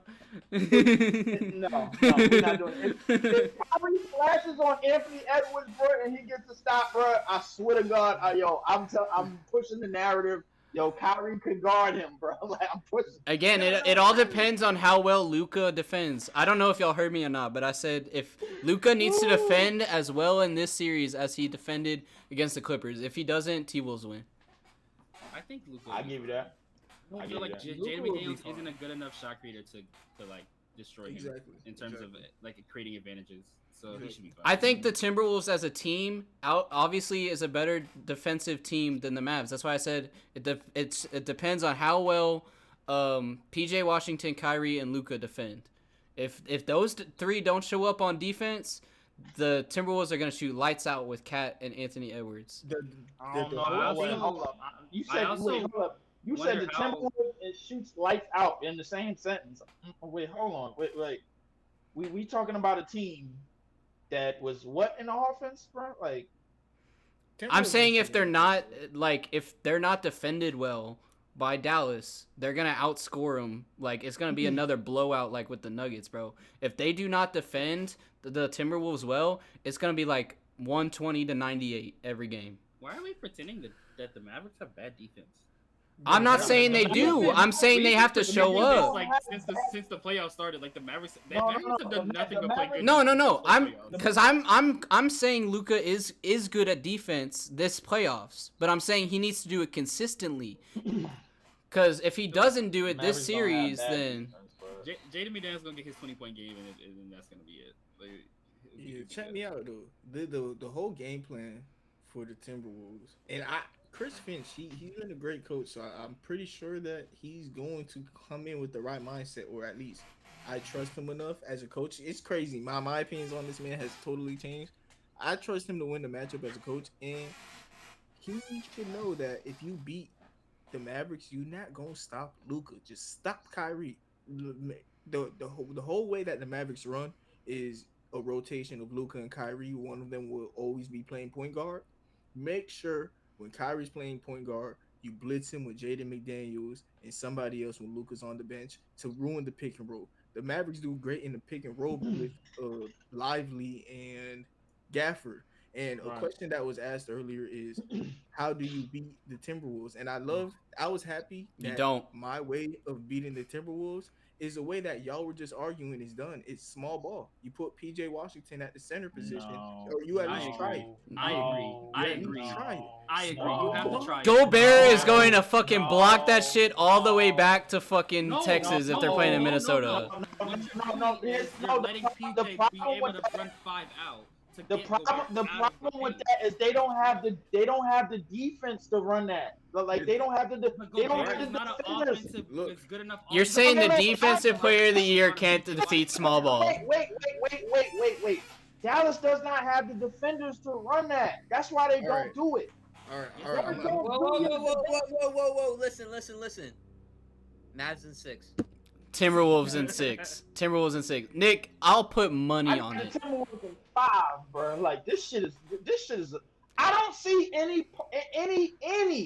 J Kidd is gonna be forced to go back to small ball, and then he's gonna get his ass cooked. They don't have the wing defenders or the speed defensively to do anything with Minnesota. They don't. Thank you. And did the Nuggets? No, I'm talking about Dallas. No, I'm asking you, did the Nuggets have the wing defenders to stop the Timberwolves? And they still went to 7. Why would you think? Because it's Jokic. Because it's fucking Luka. What are we talking about? Because it's effing Luka, bro. Oh my God! Listen, I think Luka not the MVP. Okay, Luka is not. Okay, me and Nick actually agree on something. Luka should have gotten MVP over Jokic. We hold up. Wait, we grasping at straws here, no, bro. We're not. Luka's one of the best passers in the league, one of the best creators in the league, and he's one of the best players. Jokic is a better passer than Luka. That's fine, but by how much? The thing is, he's going up against the number 1 defense in the league, bro. Like it's and they totally went different. to 7. So why would this series go to 5? Luka is not doing that. I promise you. Luka has been consistently doing that in the playoffs this entire run. That's what he's been doing. Bro, if you can't, where he had top wing defenders. Elijah, I can make the same argument though. If the Timberwolves had to take the Nuggets to 7, if you're gonna make that argument, then I'm gonna say, why did it take them 6 games to beat an injured Clippers? Because of that crazy Harden game. Harden played well, and Luka played historically bad in that series. Why did it take them 6 games to beat a team that's just now in the playoffs for how many years? The Timberwolves? No, the Mavs. Why did it take them 6 games to beat the Thunder? Because the Thunder are actually a good perimeter team. Like they have good perimeter defense. But my point is, if you're gonna make that argument that the Nuggets took him to 7, then I can make the same argument back. That's not a good argument either way. I'm saying this series won't go to 5. That's dumb. I'm not saying it's going to 5. Okay, yeah, Leaf said it's going to 5. I say it's Timberwolves in 6. I'm saying Timberwolves in 6. I'm not arguing against. I got Timberwolves in 5, bro. Staying in 5 is crazy. 5 is a little crazy, Leaf. 5's a little crazy. Timberwolves in 6. Dallas does not have any advantages in this series. Luka is still playing. But we've seen crazy. It doesn't matter if they don't have any advantages. We've seen crazy stuff, bro. Heat took a game against the Celtics with no Butler, bro. It's the playoffs. And the Timberwolves don't. That's the only advantage that the Mavericks got. They have access to a small ball. I don't think that's an advantage because Minnesota ain't get killed with small ball yet. And that's why Minnesota hasn't played small ball yet. Unless you guys are going back on what you said earlier and now consider the Nuggets small ball. Oh, this is Karl Anthony Towns at center. This is gonna be a fun clip when the Timberwolves win. The Suns are on small ball. They got big ass Nurkic in the paint with 7-foot KD in the paint, right? Eli, do you have Timberwolves or do you have Mavs winning? The Suns wasn't winning KD at the 5. Can we? They're running Nurkic at the Mark, they sometimes they do. Their depth chart is that. Mark, can we just simplify? Sometimes they do in the playoffs. Sure.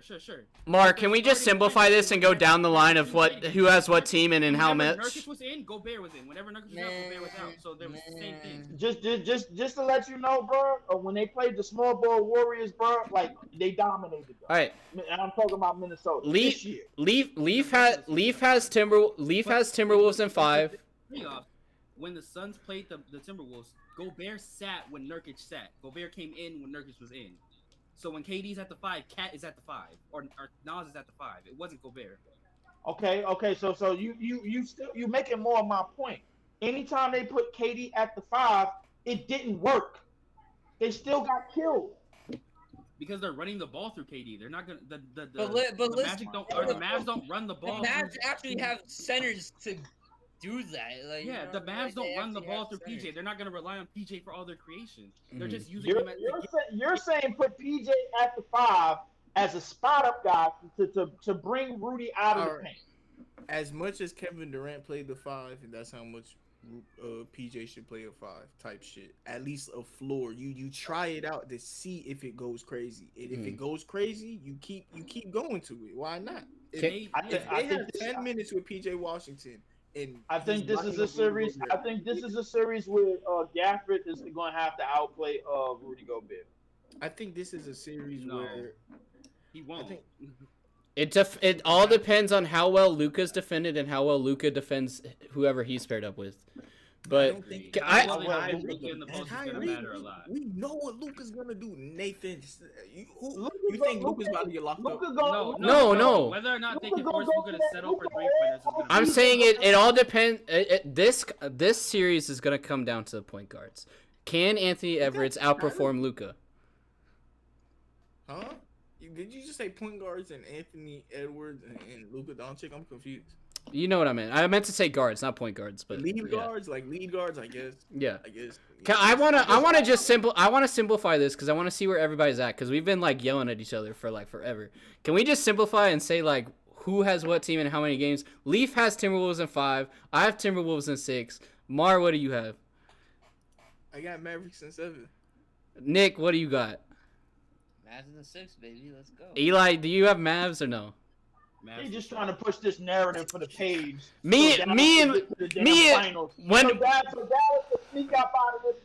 Timberwolves win, me and Leaf gonna clip the shit out of this. That's all I'm gonna say. We got months ago. That's what this is. This is more. Hey. Y'all remember when y'all all doubted me that Wemby was a fucking top 15 player and then he was the first rookie to ever make an all-defensive team? Yeah, go fuck yourself, Eli. We knew he was gonna do that. Though. Yeah, but Eli was like, he's not a top 20 player this season. I was like, fuck yes, he is. And then freaking Draymond came out, said he was a top 20 player. Freaking Reggie Miller, whoever it was. Draymond was awesome.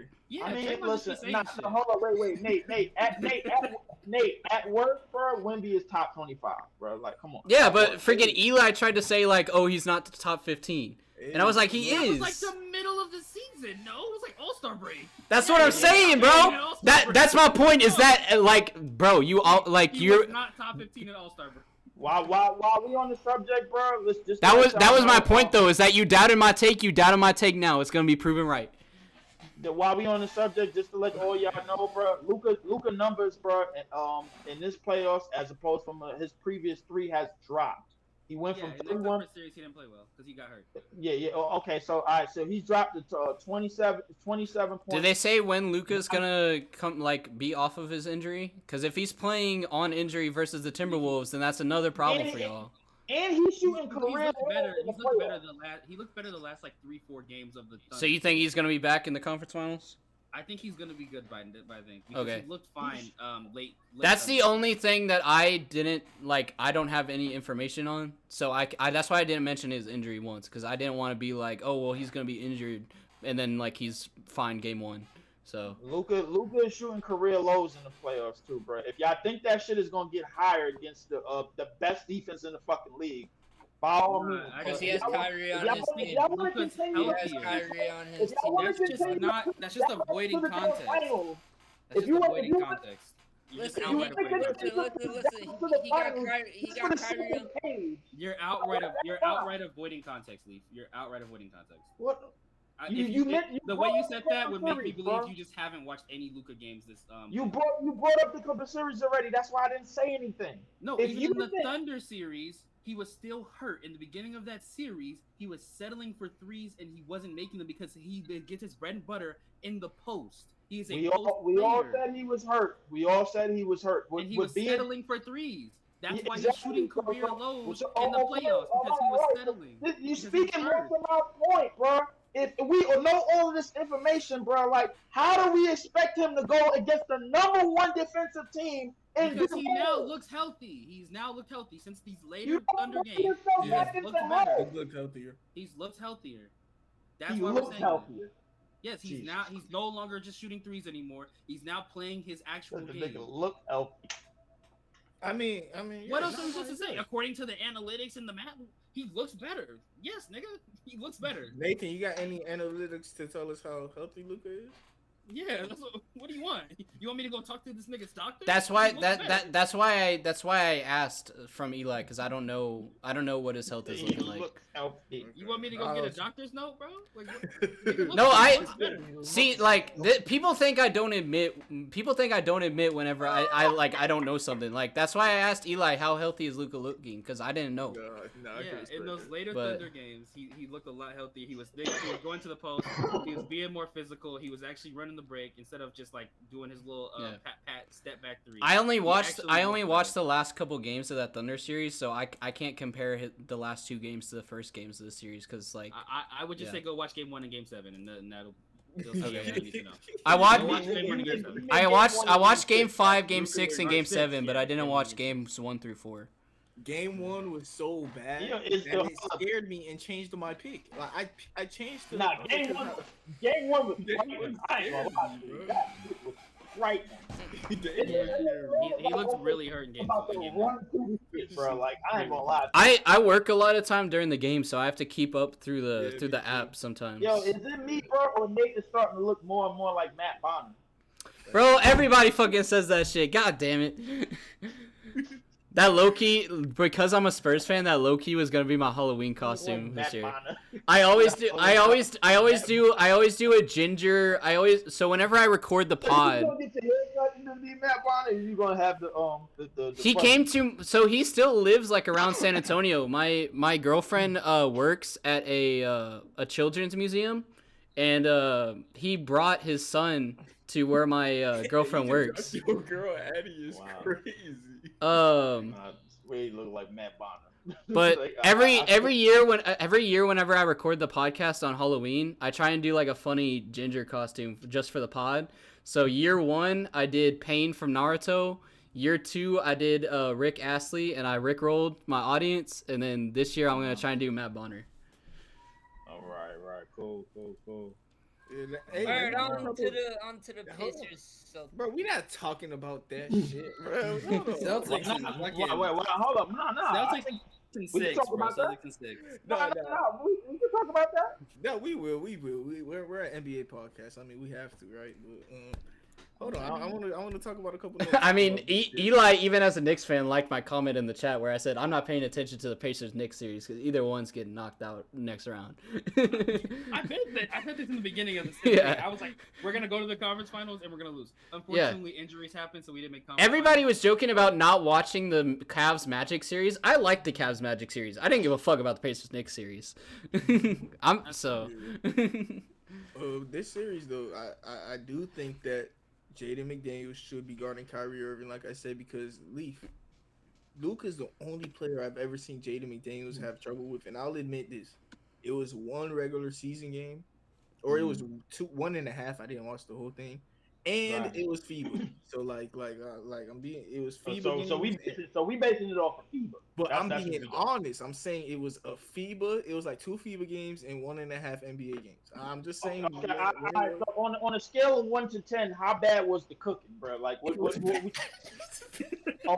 got abused. That's what we talking. So all right, so Luka that's playing himself, that looks healthy, that's playing himself back into shape, I guess. Because that's what he's been doing. The thing about it's how skinny Jaden McDaniels is. Luka just literally bullies him. Like it's nothing he can do. It's nothing he can do. Luka just post him up like a little kid, bro. It look bad, bro. It's bad.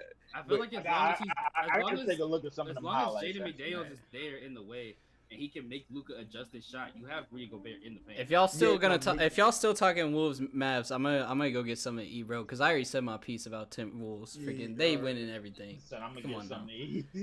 Yeah, I mean, y'all still talking about it like 20 minutes later. Timberwolves winning in 6. It's as simple as that, bro. I mean, this is the best series we've gotten so far. Timberwolves Nuggets was gonna be the most competitive series of this playoffs. The Timberwolves and Nuggets, the winner of that, I said the winner of that series is winning the whole thing. Thank you, Leef. That's what I've been saying. That's what I've been saying. That's a good answer. That's a great answer. Boston doesn't execute. They just shoot threes and then they just. And then they go up against injured teams as well. Come on, bro. They go up against weak teams. The Eastern Conference has been weak as it's ever been this year. Everybody freaking plays the Mickey Mouse theme. The top 3 players in the East, bro, were out. Were injured going into the playoffs. Giannis, Joel, Jimmy Butler. Yeah. What y'all think of the Dame trade now that the Bucks are done? He didn't play. I know he was injured, but like, I hold reservations until the next season. But he stated he doesn't even want to be on the Bucks next year. He wants to go to the Heat still. If you do want to go to the Bucks, then I will stop, bro. Stop, man. Y'all be gaslighting us fans, bro. Stop. Man, ain't nobody gaslighting, bro. He gonna go to the Heat, bro. You know that. Yeah.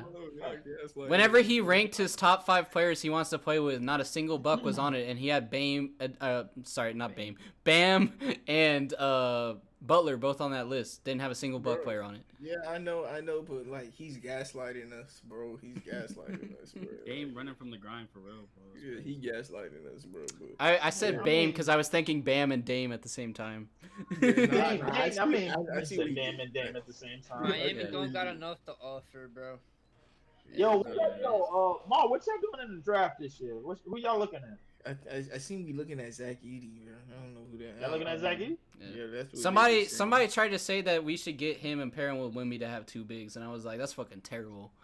Zach Edey can shoot, bro. I don't need to get a goddamn point guard. I know. We have the opposite problem that we had a couple years ago. Before we got Wemby, bro, we had the opposite problem. We had like 10 fucking guards and no bigs. Now Wemby would look crazy together. Y'all looking like y'all in the Avery Johnson phase of the Spurs right now, bro. Like with the point guards. Hey, they were winning with Avery Johnson. So, they were, but Avery Johnson wasn't setting the world on fire, bro. Like Tony Parker, I had a conversation the other day. I was like, yo, play off Tony Parker or play off Rondo, and it was like, yo, Tony Parker. Tony Parker was a Finals MVP. Yeah, exactly. But that's what I was about to say. I like what Rondo has done in the playoffs, but Tony Parker finished his career as a top 10 scorer in the playoffs. Don't know that. Hey, that 2018 Rondo was a little different though. 2018, no. Listen, you ain't getting no argument from me. 2018 Rondo was all of that. But playoff Tony Parker has the same exact resume as Steph Curry. 4 championships, 1 Finals MVP. Yeah, but the one finals, we No, all know that's we're fake, not doing bro. that. That 2003 championship was not Tony Parker. I will not give you that one. I'm sorry. Stop. 2003, that's like rookie Tony Parker, bro. He was not playing like to Tony Parker standards. First off, he was in his second year. That's 1. 2. Oh my God. First off, he was in his second year. That's 1. Number 2, he's top 10 all time in playoff scoring. From 2003, I promise you that. It was just because the Spurs made the playoffs every year. Not because if you want to nitpick one playoff run for it, that's fine. That's a whole ring. That's not a playoff. If you want to I guess if Tony Parker's Finals MVP didn't count, then neither did Tim Duncan's. Because I'm staring at a newspaper behind me that says champs with him holding the Finals MVP. Pretty sure that was only 2 years after he was fucking drafted as well. So if you're gonna make the argument that it was too early in Tony Parker's career to get a Finals MVP, what are we fucking talking about with Tim Duncan right there, bro? 2007, not 2003. Spurs fan. What are we talking about? I mean, but I think wait, hold up. He tried to give him credit for the 2003 ring. He did not deserve. I think we can all agree, bro. From 2007 all the way to 2014, Tony Parker in the playoffs was legitimate. Agreed, but not 2003. Okay, but so he had a 7-8 year run in the postseason where he was pretty damn pretty damn good in the postseason. Agreed. No, you said he's better than Rondo. I agree with you. But, so what are we arguing? Y'all literally, I'm listening to y'all agree, bro. Stacks up with Stephen Curry. Y'all are like aggressively agreeing with each other. I think it does. Did you guys just not hear that take when he said that? Tony Parker, Leaf got a point. I put them about recency bias, bro. Steph Curry in the playoffs. Okay, bro. Like, listen, we can just go down the list. I'm just saying, bro. I mean, Tony, you said Tony you put Steph Curry on the Spurs. Are they going and winning those championships? They are a 6-7 championship team. Oh my God. I ain't gonna lie. Yeah, you are. Yeah, they are. I ain't gonna lie about that. I don't think that Steph Curry makes the passes that Tony Parker does, bro. Yes, he does. I mean, listen. Steph Curry's a shooter first and foremost, bro. You're gonna take looks away from Tim Duncan and shit. Hold up. Man, fuck that. I don't think Draymond Green is the defender or rebounder that Tim Duncan is. Shit, Curry gonna have a better. Wait. Do they get Manu and Kawhi as well? All right, so let's be fair. Curry, Manu, I'm looking at it right now. From 2000. Hold on, I'm looking at it right now. From 2006 playoffs to 2016 playoffs, bro. To 2017 playoffs, actually, bro. Tony Parker was legitimate, bro. Yeah. No, he was legitimate. Steph Curry is crazy. Steph Curry's top 15 all time, bro. Top 15 in what? All time. I'm talking team-wise, bro. Freaking Bro, 2014 Spurs. 2014 Spurs is up there with the 72-9 Warriors. I ain't gonna step up that high. I throw Steph in the top 25 for sure, bro. Like, all right. At least. That's fine. I don't. Yeah, you got it, bro. That's your list. Top 25 for sure, bro. Top 15. All right. If you're not gonna put like, okay. I'm not gonna lie, I was kind of trolling with the whole Tony Parker the same level as Steph Curry. But you gotta at least put Tony Parker up there, bro. You gotta stop sleeping on Tony at least. Up there, not as Steph Curry. Tony Parker deserves to be on that top 75 list.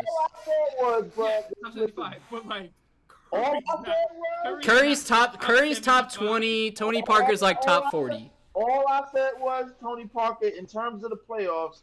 The resume reads 4-time champion, 1-time Finals MVP. Yeah, the argument is the resume is the exact same. Robert got a better resume than him too. Y'all rather have Tony Parker or Jimmy Butler? After this, let's move on. Tony Parker, what? Oh yeah, definitely Tony. Okay.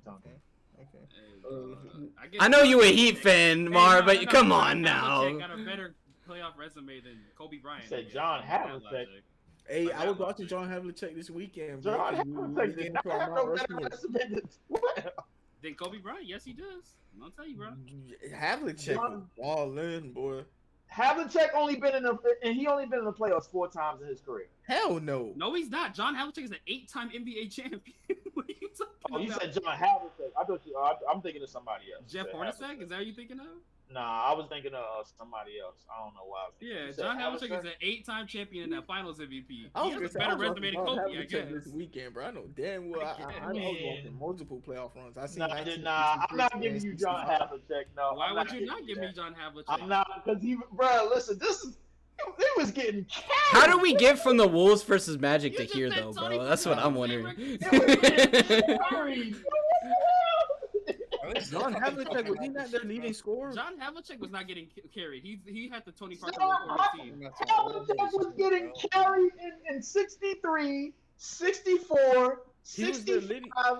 Hey, there's yeah, 65, yeah, and then keep going. 66, no. 68, no. 69, no. 74, no. All I'm hearing right now is players that I need to add to my slept on playlist.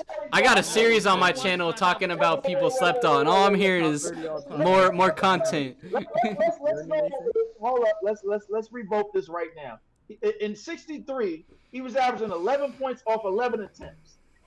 In 64, he was averaging 15 points off of 15 attempts. I just want you to know. There was no 3-point line.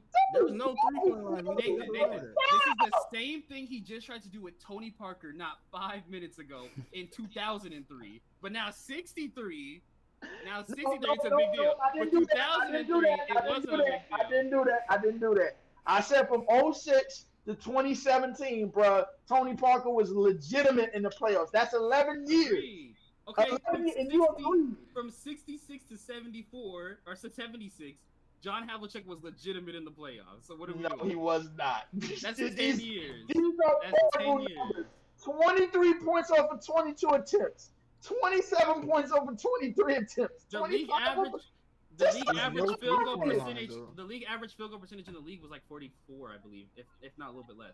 So he's still shooting league average or above. Oh, now we go on league. This is terrible. 3-point line, dude. This is terrible. That's how the game was in the 60s, bro. Just keep taking fucking shots.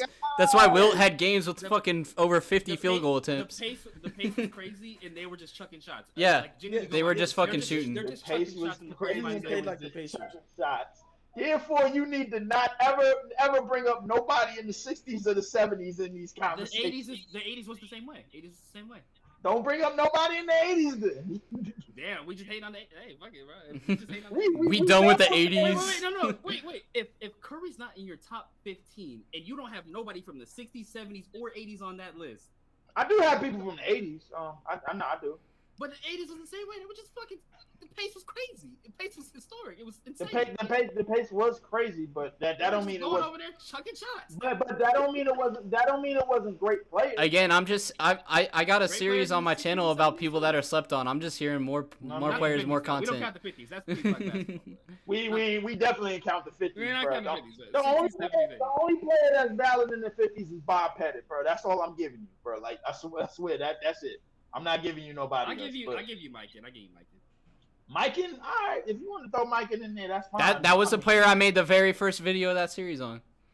Mikan and George Mikan. I would have said Pettit, bro. If you would have said Dolph Shades, I would have been like, no, I'm not doing that. But no, absolutely not. But but listen, in terms of Bill Russell, Wilt, Oscar, Jerry West, those players, bro, that scale, bro. Listen, it's still people that got Oscar, Jerry West in they top 25. I mean, it is what it is. I do. I do. I mean, Jerry West was all of that, bro. Like, there's a reason he's the logo, bro. I need to go watch some more Oscar, but he's so fucking boring. Jerry West is so much more fun to watch. Jerry West was way more fun to watch. Yes, he was. Jerry West was what? Yeah, Jerry West was way more fun to watch. Boring as hell. You talking about Oscar Robertson, bro? Yes. He was Mr. Triple Double before Westbrook. That nigga's Mr. I mean, Fundamental. Oscar had a simple game, bro. I think Jerry West was a little bit more. I'll give you Jerry West over Oscar, but to say Oscar Robertson was boring, bro. No, I think Oscar is better. I just think that Jerry West. I think Oscar's the better all-around player, but I think Jerry West had. Yeah, I'm saying better as entertainment factor. Like, I'll give you Jerry West is more entertaining, but to say that Oscar's straight up boring, bro, that's crazy. I think Jerry West had a better aura than Oscar did. Oh no, Oscar's Bro, borderline. no, Oscar put Leaf my- is We ain't talking about doing auras, bro. conversations, man. We ain't talking about auras. Fuck is this Gen Alpha shit on this podcast, bro? If you talking about aura, you may as well put a fucking Coco Melon or Skippy Toilet episode up on the pod. Fuck out of here.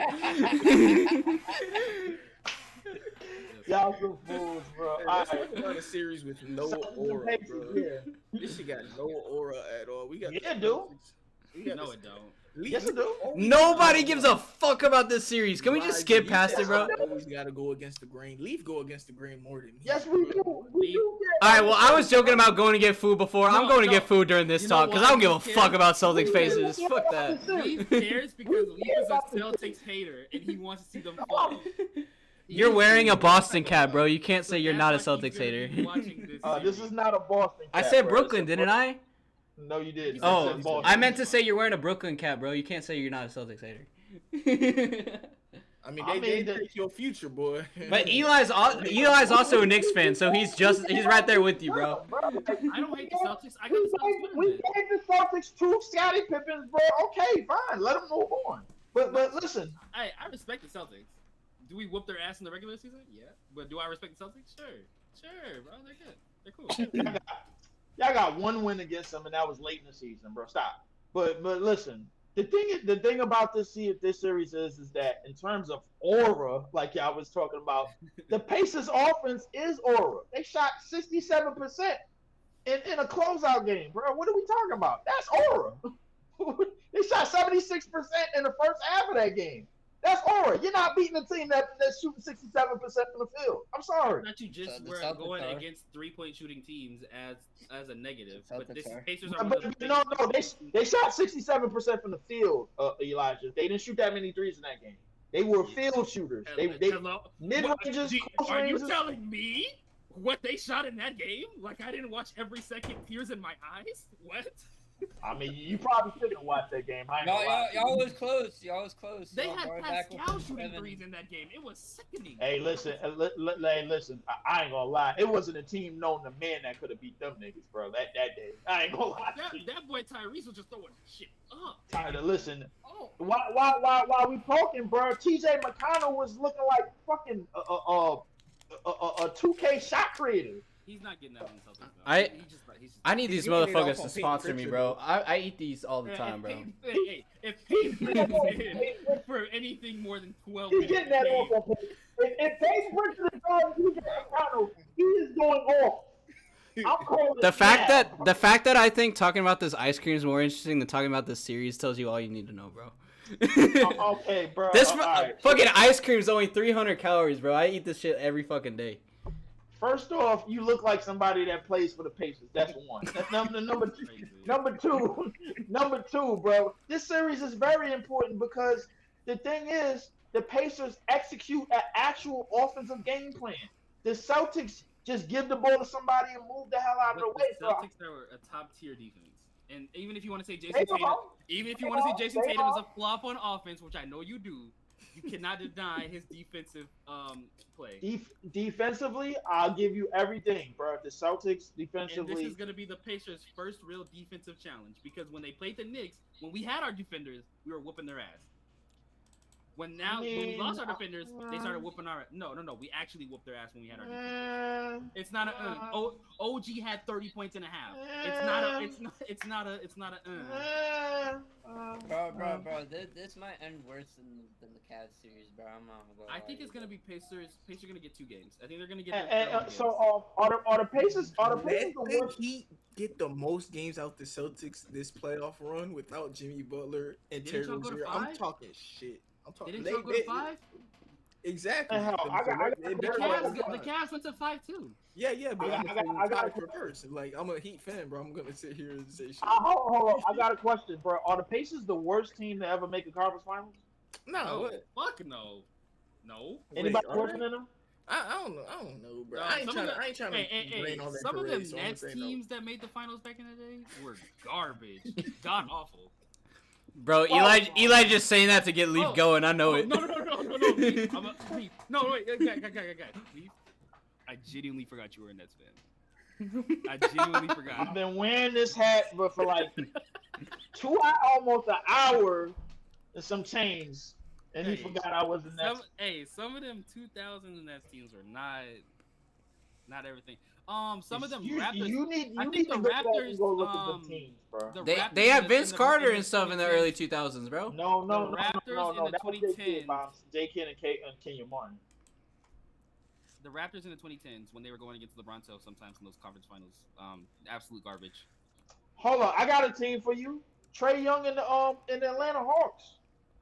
I would take this Pacers team. Are you saying that? Did you just say the Raptors during the LeBronto era were trash?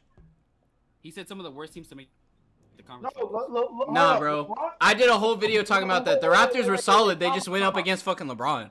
No. The Pacers are solid. They're just going up against the Celtics. Like, no. Hold on, wait. So they're not one of the worst teams to make the conference finals then. They just going up against a better team. You have to have some degree of skill to make a conference finals. The problem is, wait. No, the 2016 team specifically. That 2016 team wasn't LeBronto. It was 2018 that was LeBronto. LeBronto was the whole run. LeBronto was the whole run. Again, I dropped a fucking almost. Yes, bro. I dropped an almost hour and 30-minute video about this, bro. Don't debate me on this. LeBronto was not the whole run, bro. Like, yes, it was. No, it was not. You want me to pull up the numbers? I'm sure I still have the script on my fucking. I'm sure I still have the script. Hold on, wait. Let's make it be clear. In 2016, Toronto got 2 games off of LeBron, bro. Like, Biombo had like 30-something damn rebounds almost in one game, and then they won another game, bro. Like, so they was competitive. In 2018, they wasn't competitive at all. That was LeBronto. The whole run is LeBronto. It was LeBronto, bro. No, I disagree. 2015, averaging 26, 8.5, and 6.7. Then we go to the next year, which is 36 points, 8.3 rebounds, 5.3 assists. Then we have the next game, and only 34 points, 11.3 assists, and 8.3 rebounds. LeBron numbers. It's called LeBronto. It's called LeBronto. The whole fucking time was called LeBronto. I have it up on screen right now. It's not Cavs, it's LeBronto. Yes. What are we doing? Nah, he be hating on LeBron. That's hate. That's crazy. Oh my God. You know what? No. You know what? I was wrong because after 2016, they played LeBron 3 straight years. Yes. The first year they were actually competitive. That's when they made the conference finals. The second and the third year, that's when they wiped them off the map. That's when LeBronto started. I'm not giving you 2016. LeBronto started in 2016. It started in 2016, but it was better in 2016. It got progressively worse, Leef. It got worse, but it started in 2016. Leave it. 26, 8 and 6, bro, off of layups, bro. Like, come on, bro. Like, that's title card says Celtics versus Pacers, but we're talking 2016 Raptors versus friggin' Cavs. What are we doing here, bro? Okay, but listen, I brought up 2021 Hawks. So 2021 Hawks, 100%. As a Bucks fan, fuck the Hawks. They had no business in the conference finals at all. Yeah. But because of somebody named bullshit, they got the conference finals. No, I agree with that, Leaf. I would also give you the 2017 IT Celtics. They ain't had no business in the conference finals. No, I think they were actually pretty good as a team. They beat John Wall and the Wizards. They beat 2017 John Wall. Yeah, they did. Oh my God! You're correct. They did beat 2017 John Wall. That's the best version of John Wall. Give me a break. I would say the 2008 Nuggets were a pretty bad team to make the 2008 Nuggets. I thought we were talking about the East though, not the West. No, 2009 Nuggets. 2009 Nuggets. No, we just talking about the 2009 Nuggets was real, bro. No, I'm not giving you that. No, the fuck they were not. Yes, they were. No, the fuck they weren't. Yes, the fuck they were, bro. Like yes, they were. What are you talking about? They had Chauncey, Melo, JR. They had a squad. What are we talking about? We're talking about conference finals teams. All of these teams are good enough to make the conference finals. The problem is how bad are you in comparison to other conference finals teams? That team wasn't doing nothing. You're telling me you believe that the Nuggets were going to go to the finals? Not for a second. Don't lie to my face. 2009 but that's not really the point. The 2009 Nuggets, bro, were competitive. Like that's the thing that we're talking about, bro. We like when we talk about the Indiana Pacers this year, nobody thinks they're gonna be competitive in this series. That's a fact. They lost in 6. Yeah, but they lost in a close 6. It wasn't like they got bashed upside the head. So if the Pacers lose in 6, are they now real and competitive? No. If the Pacers lose in 6, it just depends on how they lose, bro. Like Melo was out there. Kobe thought he could guard Melo, bro, and he was terribly mistaken. Terribly, bro. Like what are we talking about? Doesn't matter, bro. Okay, because Melo was good, and the rest of the team wasn't good. Because no. Shit. You missing the point. They didn't win shit. You're missing the point, bro. First off, somebody got. I think Chauncey got injured in that series too. That makes them not competitive. I don't. No, but they still were competitive in that series. That's the thing about it. They were still competitive in that series. Yes, they were. No, they weren't. Yes, they were. No. 105 to 103, 106 to 103, 103 to 97. They beat the shit out of the Lakers. 120 to 101. Then they lost 103 to 94, and then the last game they gave up. I got a question. What about that 2019 Blazers team who got swept by the Warriors? I can't forget about them fucks. We knew they wasn't on nothing. It was disgusting. They blew 4 leads. They blew 4 leads to a team with no Kevin Durant. Oh my God. Yo, bro, that pissed me off when the Warriors won 6 straight without KD, bro. I was disgusted. If we're talking about asterisk teams though, we gotta talk about fucking the bubble. We talking about asterisk teams. Let's talk about an injured asterisk team. Let's talk about the 2017 Spurs. Hey, don't hate on my Spurs. We do not talk about enough how much the people hated the Warriors, because we give Kawhi that 2019 ring so free, like the Warriors didn't get hurt crazy. It's insane. He's one of the only people I know who have like a clear injury ring. That was a revenge ring. It was a revenge ring. We give him that. We give him it. But that team was so hurt. They did in 2017 when they put Zaza on the court to purposely injure Kawhi Leonard. On God, bro. It was 2017 when they got KD. KD wasn't doing shit. I have an old video about what if Kawhi never got injured. I should remake that video. Kawhi's the only person I know who has such a clear injury ring, a clear asterisk next That to was him, not. and ain't nobody giving it to him, bro. That was an injury ass ring. Well, maybe if the Warriors could perform without KD, bro, in that series, fucking y'all were like fucking y'all were like SpongeBob, bro. That one clip, like, hey guys, Kevin's back. And that game was back and forth, bro. I don't want to hear that, bro. KD, they won 6 straight games without KD on their way to the finals. Nobody was screaming, "No, yo, KD hurt." Nobody was screaming that. No, going into that series, nobody had the Raptors to win that shit. Stop it. Stop. And you gotta remember, Kawhi is always on the right side of things because first of all, he a quiet ass nigga, so like he don't even say nothing to make people respond to him. And then after that, like he's on the Raptors. They were happy. That Raptors fan base. Kawhi's just that fucking guy, bro. He made LeBron say fuck when he got subbed in on the Spurs. For example, at that time, in the basketball, LeBron was the most hated player. Who took LeBron down? Kawhi. Wow. That's what I'm saying. Who was the most hated team? The Warriors. Who took Kawhi? One of the only people to make LeBron fucking feel scared, bro. Put some respect on his name. Kawhi is the dynasty stealer, is what we're saying. Kawhi put away 2 of the most annoying entities in basketball in that 20 in arguably the most annoying entities in basketball in that decade, bro. And arguably the most overrated decade in the history of sports. 2010. That the 2010s was overrated. All right, so you got nobody in the 2010s on Dude, oh my God, Leaf just said we done with the 2010s. Get the fuck out of here, bro. You trolling. You trolling. You trolling. You trolling. You trolling. You trolling. You trolling. You trolling. Hey, Leaf. Hey, 2010s. We done. You trolling. 2010s big men, garbage. You're so correct.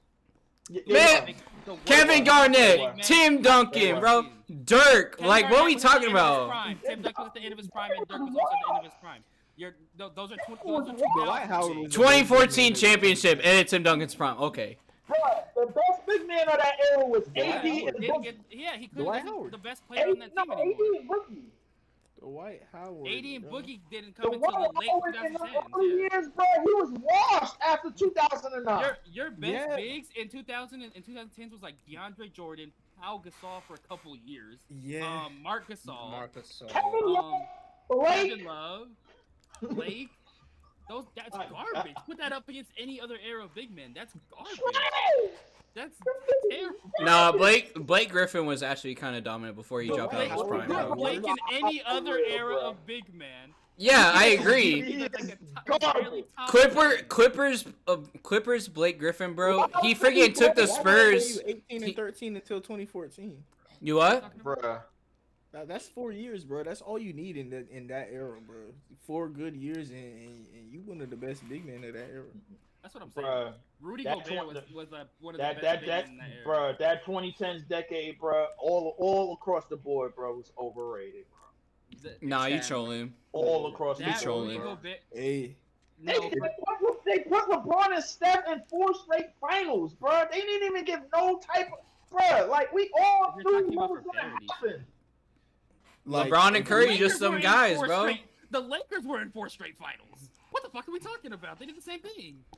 The Lakers, Jordan like went they went in 99, 2000, 2001, 2002. They wasn't in that. No, they went in. Ain't Jordan out here repeating this shit? Like, yeah. I'm sorry, 2002. That's it. They only went to 3 straight finals. Oh no, I'm sorry, 3 straight finals. I'm so sorry, 3 straight finals. Yeah, and then they went back, and then they went back in 2004. Oh no, only 3 straight, and then another one right after. Oh no, that's insane. Jordan went to 6 and 8 years, right? Or 6 and 7? 6 and 8. Jordan went to yeah, 6 and 8. 6 He and went 8, to 3, and then. Oh, and then he retired. Then he retired. Yeah. Yeah. He went to like. That's his damn fault for retiring. That's why LeBron. There's always go to any era and there's a team that went to like 3 or 4. Any era. The Lakers went to like 3 in a row as well. The Celtics also went to like 3 or 4 in a row. What about the 70s? Nah, the 70s. The 70s was terrible because Kareem is a fraud. And damn, it's like Kareem was a fraud. Damn. He won 1 championship in his era. 1. I mean, one. That's supposed to be one of the GOATs? Fuck no. He's a fraud. The 60s, it's the Celtics and the Lakers. So yeah, it's in almost any, and then in the 50s, it's also the Celtics. So in any era, you can go. There's gonna be like a team or two. The 2010s, bro. Like, I'm sorry, bro. Like for LeBron to allow a team like the Warriors to dominate that era, bro. Like it's overrated, bro. LeBron specifically? Who was he? Adam Silver? It was LeBron. Yeah, it was Adam Silver. Niggas like. Hey, y'all can't do that, Kevin Durant. You can't go over there, bro. LeBron Adam Silver, bro. Like shit. He was making the rules, bro, as he went, bro. Everybody knows, bro. Everybody knows that boy got a promotion. He went from LeGM to commissioner. Everybody knows LeBron was the commissioner. We all know that. That whole decade was ran by LeBron. Yo, you want to trade LeBron? Yeah, you can have it. Hey, you want this player? Yeah, you can have it. Hey, you want the Cavs to get some picks? Hey, cool, we give them to him. LeBron did not get trades in the 2010s. That's just wrong. Trades? Name the big trade that LeBron had in the 2010s. Genuinely. In the 2010s? J.R. Smith. Kevin Love is his biggest trade? Kevin Love is not a big trade. Kevin Love and J.R. Smith, bro. Like, I mean, J.R. Smith did come in the package deal with Amon Shumpert. That was. That's not a big trade. Name, bro. I mean, those are good trades though. Positive. Giannis just got fucking Dame in a trade. Like, what are we talking No, about? I'm not discrediting LeBron for it. There's no reason to Bro, literally, Stephen bro, Curry, literally the D'Lo, Cavs, Andrew the Wiggins. Cavs traded about? Kyrie for IT, bro. What are we talking Yeah, about? LeBron did not get trades What in are we 2010. talking about? He had If you want to, not no help. He was on good teams. the 20, Cavs 20, traded failure. No. In the summer of 2019, they got AD. What we That's talking 2020. about? That's that beginning of 2020. LeBron got AD, not the Cavs. Yeah, that's and that's 2020. LeBron got AD. That's 2020. No, that's 2020. 2010. That's the 2020 season. Decade. That's the year they became 2020 champions. 2019, bro. That's the 2020 championship You team. said trade. You said trade. You didn't say all of That's that. the 2020 You season. said trade. I don't want to You hear just that. mentioned the 2020 season.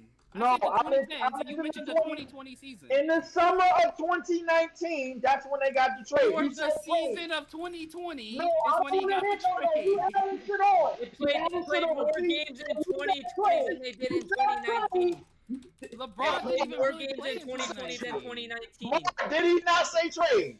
Did he not say trade? Chatting, bro. I'm not chatting, bro. He said Chatting. trade. You're mentioning the 2020 season for 2010's trades. I'm mentioning a trade that happened in 2019. That was in the 2010s. Nathan, That was in that decade. Nathan, do you consider the 2020 season a part of the 2010s? No. Do you consider that trade? What the fuck are we talking about? When did no? I'm not talking about the season. When did the trade happen? Did the trade In happen the 2019-2020 off season. No, it happened in the 2019 off season. Don't tell me about no Yes, 2019, go to 2020. 2020. No, I don't want to hear LeBron, that. LeBron was I don't drafted in wanna hear 03. He that. didn't play till the It 2004 happened in season. 2019. Therefore, that was the biggest trade. He traded for AD and he traded for Kevin In the Love. bro. 2020 season, Kevin Love is his biggest signing by far. It's Kevin Love. Kevin Love was the biggest trade. And JR. And then you go can look add at JR any Smith to other that. superstar, And and they you have can add bigger AD. trades. I don't even You know can add AD. what we're talking about at this point. If you want to just go, let's I go said, no would you rather's, bro. I said, I'm getting them ready right now. Nathan, I said LeBron didn't get any good trades in the 2010s. And I said, and Okay, I that's gave him crazy. And in the summer of 2019, His biggest trade, he in, had like in AD. terms of him being a superstar, his biggest trade was Kevin Love. In the He's summer of saying 2019, it's he AD, got and I'm AD. saying that's the 2020 season. That's not the 2010. AD is not one of the biggest trades, bro. He got Kyrie on his team. That's not a trade. Kyrie wasn't a trade. That wasn't a though. trade. Kyrie wasn't a trade. We're talking about trades. We're talking AD about trades was- specifically, AD wasn't traded. I'm talking about just getting teammates in general. and we're talking about trades. AD LeBron was to the on Lakers. good teams. No one's denying that. But he said that AD to the LeBron as a Lakers. GM was getting crazy trades. Nah, fuck Lay GM. I always been hating on Lay GM. Fuck that. His trades were not good though. Like the trades Yeah. that he had were not good trades. If you think Lay GM is good, tell me how far the Lakers made it this season, bro. We didn't I mean, trade but nothing, that's though. not. We they didn't didn't but- trade this season. They They didn't made trade the exact same team. I'm talking, yeah, after they won a championship in 2020 and then they just fucking ruined everything. That's not a see that's when they started making rules. See, the thing is, bro, like if you go back to the when this CBA first got in place, LeBron didn't get no trades off once the CBA got in place because they had to start making rules because LeBron was old. That's what it was, bro. Like once this new CBA got in place, LeBron GM was done. But every time LeBron wants to play GM, he fucks it up because he's not a GM. Every time LeBron plays GM, he wins a ring and then he fucks it up. Let's be. That's what I'm saying. Like, Because KD. Nah, he doesn't win a plays ring. GM too. He doesn't want KD plays GM too, and we know what it looks like when it don't work. He doesn't win a ring every time. But LeBron fucks it up a lot of the times. Specifically asked for DeAndre Jordan, and they traded Jared Allen. And let's talk. And then when the team was working, despite that, he still wanted to get. Let's talk about LeBron wanting to team up with Russell Westbrook. How'd that work out? Yeah, but he already won a ring at that point. He's 36 years old. The fuck do you want from him? That's my point. Lay GM doesn't know what the fuck he's doing. He won a ring already. I want him to not. How be many trash. superstars can you say won a ring with every team that they've been on? How many? LeBron didn't win a ring. He won a tournament, bro. That's what he won. That's just hate. Nathan, you're a reasonable person. How many superstars can you say won a ring with every team that they've been on? I mean, if Kawhi wins with the Clippers, he's up there, but I don't think it's gonna happen. It's not many. It's not many. I promise you that. Yeah. No, But I think it works. It doesn't work long term. Yeah. But I think it's better. I think it's better though. I think it's better if you stay on one team and win rings with that team, like the Spurs, Curry with the Warriors. LeBron couldn't have done that. The Cavs, was such a disorganized front office. He would have not had the career he had. Besides when LeBron was drafted to the Cavs, LeBron would have won a ring. He just got impatient. Right. And then he moved to the Heat. Have been patient First two seasons, he made it to the finals. He won the finals. First 2 seasons that he went back to the Cavs, he won another finals. First 2 seasons in LA, he won a finals. LeBron has won a finals on every team. MJ's still better. That's all I gotta say. That's fine. I don't care. I just know Nick's gonna hate on that. Nick's gonna hate on that. You know what? MJ played in a league where there were 6 expansion teams, so I don't want to hear shit. That's when the league was in shambles and there was Gotta pull out the excuses, huh? Let's talk Here we go with that. We're talking about excuses. I mean, you just said that LeBron Here we go with that internet narrative. You want to talk about expansion teams? Let's talk about the bubble. Let's talk about all this stuff with LeBron. Here we go. The bubble isn't an entire new roster, though. I'll say that. Yo, did we and there were also other lockout seasons in the 90s. The internet. Yeah, like you said, that bar. That's what I said before. I was like, how we get here from Celtics Pacers, bro? Let's go. Yeah, it's almost 8 o'clock, bro. I gotta go. I got the Pacers in 7. I got the Pacers in 6, man. Hell with that. I'm going off a limb. Celtics in 5 or 6. I was gonna say something stupid. That's why I wanted to come back to this. I gotta leave here soon. So like, let's get on to the other stuff in the episode. Yeah. It's been over 2 hours, bro. I told my girlfriend I'd be done by 6. Yeah, It's already 6:40. Yeah, but bruh, Celtics are gonna go to the finals, and that's gonna be play Dallas. That way your shit. That way your dream scenario could be true. Get the hell out of here. Dream scenario, man, fuck the Celtics. He's saying dream scenario as in you predicted it all the way back when the trade deadline. Scenario. My dream scenario would have been the Heat against like the Pelicans, so like we could whoop their ass. Against the Pelicans. Yeah, so we could whoop them. The Heat against the Pelicans. Yeah, but then everybody would have put an asterisk on you, Mar. If you played the worst team in the West, bro, yeah, they would.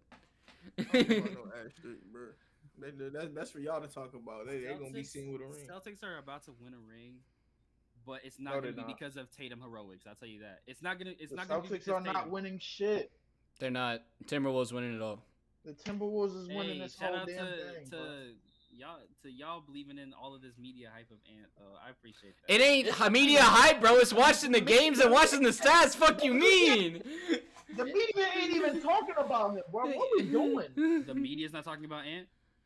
Is the media really talking about Ant right now? Okay. The media is dick sucking Anthony Edwards right now. Like okay, they are, but to say that they're okay, they are. I think Ant has clear weaknesses in his game that the Celtics are built to exploit. No.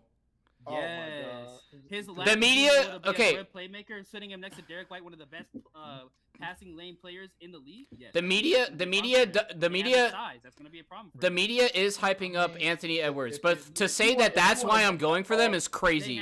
Because I had them before the playoffs even started, bro. I had the Timberwolves before the playoffs even started. So to say that I'm doing it because of media is crazy. That's fine if you had them before it started. I don't think Leef had them before they fucking started. I don't believe that for a second. I had Denver. Yeah, I don't believe that for a fucking second. So yeah, that's why again I'm joking that I know the script. I've had every fucking series right so far. I think the Celtics are gonna take it. I don't think it's gonna be because I have Timberwolves. I have Timberwolves in 7. I'll give you 7, Eli. I'll give you 7. This might be one of those years where a role player wins the Finals MVP. Iguodala. Role player. Oh wow. Derek White Finals MVP will go. Derek White Finals. You might get a Derek White, Jalen Brown, or Kristaps in Finals. I think if the Timberwolves win, they're gonna give that fucking shit to Rudy Gobert just for the memes. Fucking Finals MVP, Defensive Player of the Year, same year. I would love to see the Shaq interview after that. Yeah, exactly. Exactly. That's why I said it. Hey, big man, you know I don't think you deserve that. You know, man, Shaq be hating, bro. He's sitting there looking at Jokic like. As a Spurs fan, I thought Wemby should have won Defensive Player of the Year, and then fucking Gobert won against the Nuggets, and I'm like, shit, okay. I'm sick and tired of that Wemby Defensive Player of the Year bullshit, bro. He won 20 games. Cause we're tanking, bro. Why does everybody talk about Chet should have won Rookie of the Year because he's on OKC? Fuck out of here. So Wemby could go get that award in the future too. Okay? I'll say this though: the precedent is set that like a DPOY is someone who's winning a lot of games because of their defense. Mm-hmm. He could have been the first. It's not bullshit that he's there, but it's. He could have been the first. He could have been the first rookie with Defensive Player of the Year, bro. I'm always gonna be salty about that. Nah, he didn't deserve it. He beat Rudy Gobert in every fucking category and every stat. Did he come in second place? He did. Yeah. Yeah. This wasn't his year though. He was the first rookie to ever be in the top 3 at least. So I'm mad that nigga Victor gonna really make Bam never get a DPOY, bro. Bam don't got no aura, bro. I said the same thing with Luka. I said now that Luka has Kyrie, Luka's not gonna win MVP because they're gonna say part of his wins are due to Kyrie. Fuck no, he'll be fine. Nah, Luka can still get him. Luka should have won it this year over Jokic, bro. Luka can still get himself MVP. Don't forget the tweet. Don't forget the tweet I made back in 2021. I said if Luka doesn't win it by 2026, the MVP's not worth shit. I mean, if he gets hurt the next 2 years, you know, you can't say that. But... Sometimes you're just like a prisoner of circumstance. Like Kobe only got one. Yeah, it's just how it is what it is. But I'm saying healthy Luka. If he wins, 40 plus games the next 2 seasons, he doesn't win MVP. Throw the award out. The problem is that Luka just isn't one of those guys that ends up at the top of your leaderboard. In terms of standings. That's my point. I'm saying if he wins 40, 50 games, and they don't have him at least top 2 in the ladder, then what the fuck are we doing? Oh, that's fine, I guess. That's just not how Luka plays on. Mm-hmm. Yeah. The thing about Shea, like me personally, I had him number 2 over Luka this year also. It's because of my expectations for the team. The Thunder, they absolutely shocked me. I didn't even think they were playing worthy. Luka, I did kind of expect more of that from him. So it is also Luka being graded on a curve. Like I'm not gonna lie, OKC was way ahead of schedule, bro. Yeah. Not for me. Not for me. I predicted that shit. Yeah. I predicted Mavs in 6, so I did actually, Leef. You were on that video. You were on that video. I did predict that. I mean, I can pull. Is there a way for me to like media share on here, Mar? And they were tied for top 3. You predicted that they was gonna win. You predicted that they was gonna be number 1. Mar, if I send you a link, are you able to pull it up? Yeah. Before the season, you had them number 1. You were on I had them top 3. You were on the episode. Mar, if I send you a link, are you able to pull it up? Yeah. Leaf, it was our video. It was called Hot Takes Before the Season, something like that. Oh yeah. I remember that shit. Yeah. I'm putting it in private chat because I can't put it in the comment chat. Hey, I said that one of my hot That's takes. my bracket before the playoffs even started. Pull that shit up, bro. I said that the Celtics Bucks would not be the Eastern Conference. I just put an Instagram link in the chat, bro. That's my bracket before the playoffs even started. Pull that shit up. Tell me I don't know ball. Tell me I ain't no ball. Oh, I see how this goes now. Okay. I was confused for a second. We got the Eastern Conference first, and then we got the West. No, it should be Western Conference first when you pull it up. You're right. I'm trying to... Tell me I ain't no ball. Hold on, so let me narrate it. You had the Thunder winning in 4. That happened. You had the Mavericks winning in 6. That happened, right? Yeah. All right. You had the Wolves in 6. That happened. Yeah. That didn't happen. That actually happened in 4. Lakers in 5. Okay. Yeah, that did happen. Yeah. Nuggets in 5. You mean you just said Lakers in 5? Yeah. Lakers in 5. Lakers got 5. No, that's what I meant. Yeah. In my head. And then CJ over here said, "Oh no, Nathan," and then later was freaking encouraging me. Thunder Mavericks. CJ doubted me and then hyped me up, so I just thought it was funny. No hate to CJ, I love him. I had Dallas in 5 for sure in that OKC series. Yeah, Dallas in... No, he had Dallas in what? Yeah, that's Dallas in 5. Okay. Dallas was in 6. Dallas is in 6. Okay. Dallas was in 6, but I have it in 5, yeah. And then, And Timberwolves in 7, and then I have them in 6 over the Mavs. Okay, so Heat, Celtics.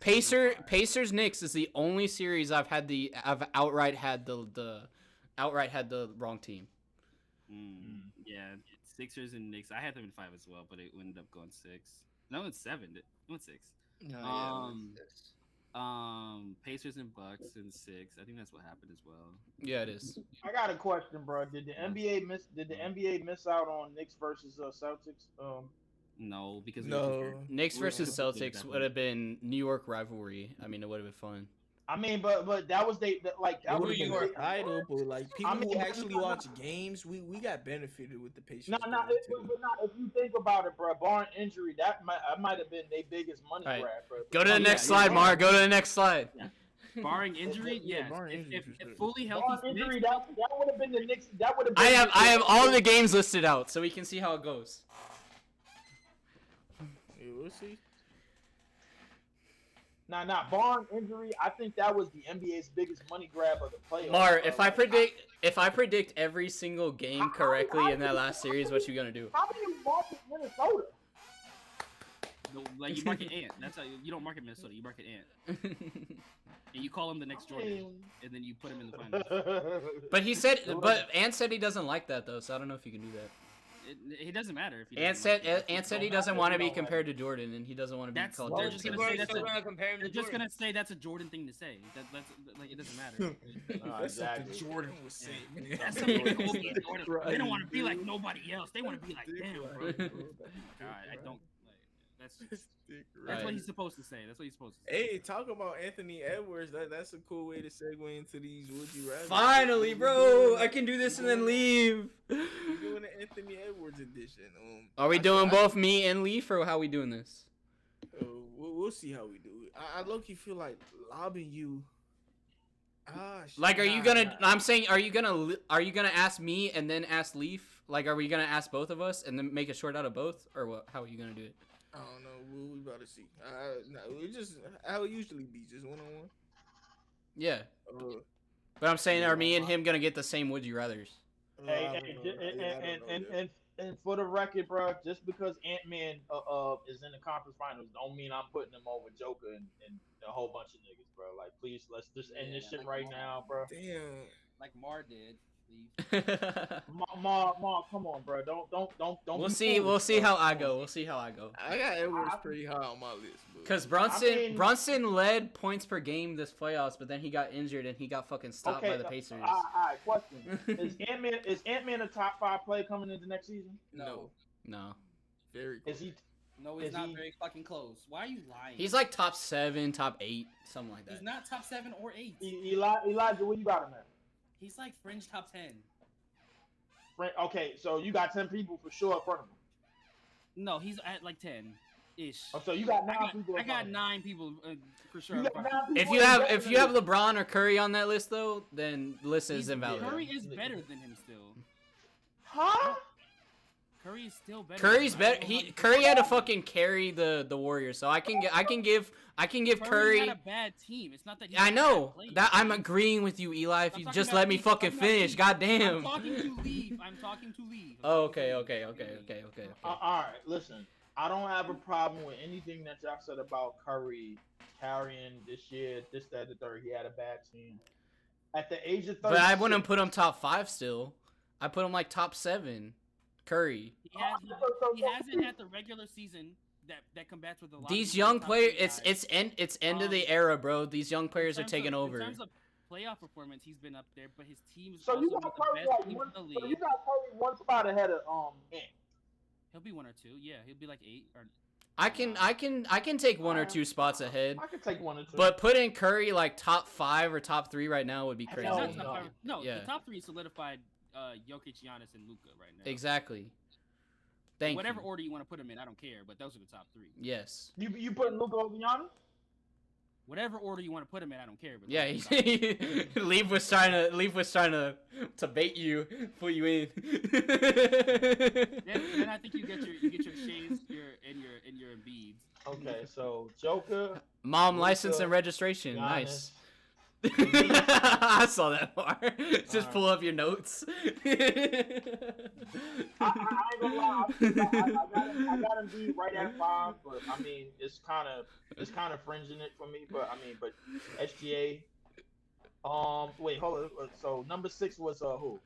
Don't worry about number 6. If it's Jimmy Butler, I'm out of here, bro. No, it was Edwards. Edwards was at 6.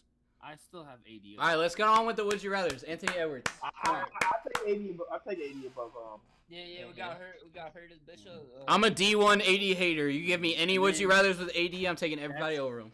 That's 7 right there. Then you put Curry. Said I'm a D1 AD hater with a Laker hat on. No, me, not Nick. You feel like Booker, I'm a D1 AD I think hater. Booker, Mitchell, and Edwards are all in the exact same tier right now.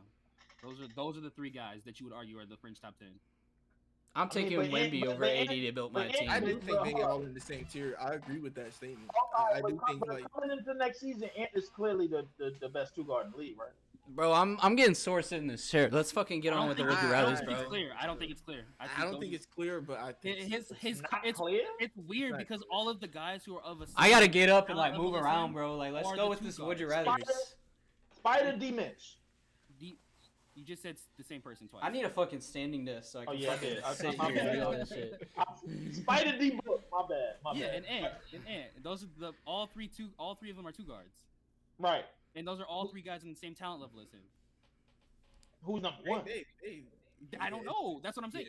In terms of regular season, they both had better regular seasons than him. In terms of postseason, D Mitch put up a really great postseason this year. D Book had an okay postseason, but it's mostly because his team looks really bad. I mean, but Ant-Man defense clears, bro. Like, but offensively, they're much better than him. They're a lot better than him. Playmakers, they're better than him. In terms of scoring, they're better than him. In terms of finishing, no, fucking no. They're way. D Mitch is actually a point guard. If we're being honest, he's a better playmaker than Edwards. I'm gonna take a nap until y'all are ready for would you rather. I mean, and D Book was running point guard for his team this entire season. They don't have a real point guard. It was him. It wasn't fucking Bradley Beal. I promise you that. It wasn't Grayson Allen. It sound like Elijah's giving some mulligans, bro. Like I ain't gonna lie. No, the fuck I'm not. Okay, let me say this. Do you think Ant could be trusted to run point guard? At any point in time? No, you don't. No, not right now. No, not right now. That's what I'm saying. Not right now. No, definitely not right now. D Book can be trusted to run point guard for short periods of time. D Mitch is a point guard. They're better playmakers than him. Could Donovan Mitchell run small forward at any point in time? No, but that's because Ant's a better defender than him. We can agree on that. Yeah. Anthony Edwards could play small. I mean, well, okay. So Ant has something that they don't have, and they have something they're all similar types of players. He's the only one that could play all 3. D-Book could play small forward. I think that's what he should be playing on Phoenix right now. They should get a point guard and put Bradley Beal at no. D-Book could play the 3. Oh, I'm gonna have to fucking do workout after this shit. Fucking sit in that chair for 4 hours. hours. Bro. I'd rather him play the 3 than the 1. Shit. I agree. It's 7 o'clock. It's 7 o'clock right now. I've been sitting in this chair since 1:30. Let's fucking go, bro. All right, let's do it. I fucking record. I recorded an episode before this, so I just did basically 2.5 hour fucking episodes. So let's go. Who gonna get the Edwards edition? I'll take it. I mean, if you can do both of us, that's what I was saying earlier. Like you can ask me, then ask him. No, Edwards is a hard name. We'll get two. I can do Ant, bro. Yeah, no, both of y'all can do Ant. Yeah, Anthony Edwards is a hot topic, so give it to both of us. Yeah. All right, cool. Hold on, I just heard. All right, I'm probably just gonna hop all this shit when you all do this. Yeah, I'm gonna do the would you rather's, and then I'm gonna like shout my stuff out like Nathan Burnett, and then I'm gonna dip. Hold on, Nick, you ain't gonna stay for the would you rather? What I'm doing one? Oh yeah, we got. Why Nick sound drunk now? We doing. We got. Brunson. Nah, I'm gonna hop all this shit, bro. It's fucking, bro. Tell me you don't sound drunk, bro. I'm about to be off that shit at. Hop off that shit at 6, bro. 2.5. Yeah, you did say that, but Nick, you remember the conversation we was having? You know your most influential players of all time, the top 5. Like AI, Kobe, Curry, MJ. We can just knock that down real quick. AI changed the game with hip hop and fashion. You good, Nick? You good? Kobe. All right, bro. bro. Be safe, man. Appreciate Okay, it. y'all got it, bro. I'm out of here too. All right. Damn. Okay. Just us three now. I guess. Yeah, hey, fuck it. We gonna do these. I mean, it's would you rather's, and then we're out of here. So. Yeah. Yeah, definitely. All right, Nathan. Do you wanna? So to make it faster, do you wanna just ask the question and then I'll say mine and Leef will say his, and then we can just do it that way, rather than you asking the question twice? Nah, I'll be asking one. That's exactly what we doing, actually. Yeah. That's what I'm saying. Like, if you ask, would you rather Anthony Edwards or Jalen Suggs? I don't fucking know. And then I say mine, and then Leaf says his. Yeah, that's what we do. Yeah. But not at the same time, separate. Like, when I edit it, I only use the same. Yeah. All right. I got a would you rather for you. This is the. Oh shit. Anthony Edwards edition. Yeah. I got a would you rather for you. This is the Anthony Edwards edition. I'm gonna name you a couple players. You tell me would you rather them or Anthony Edwards.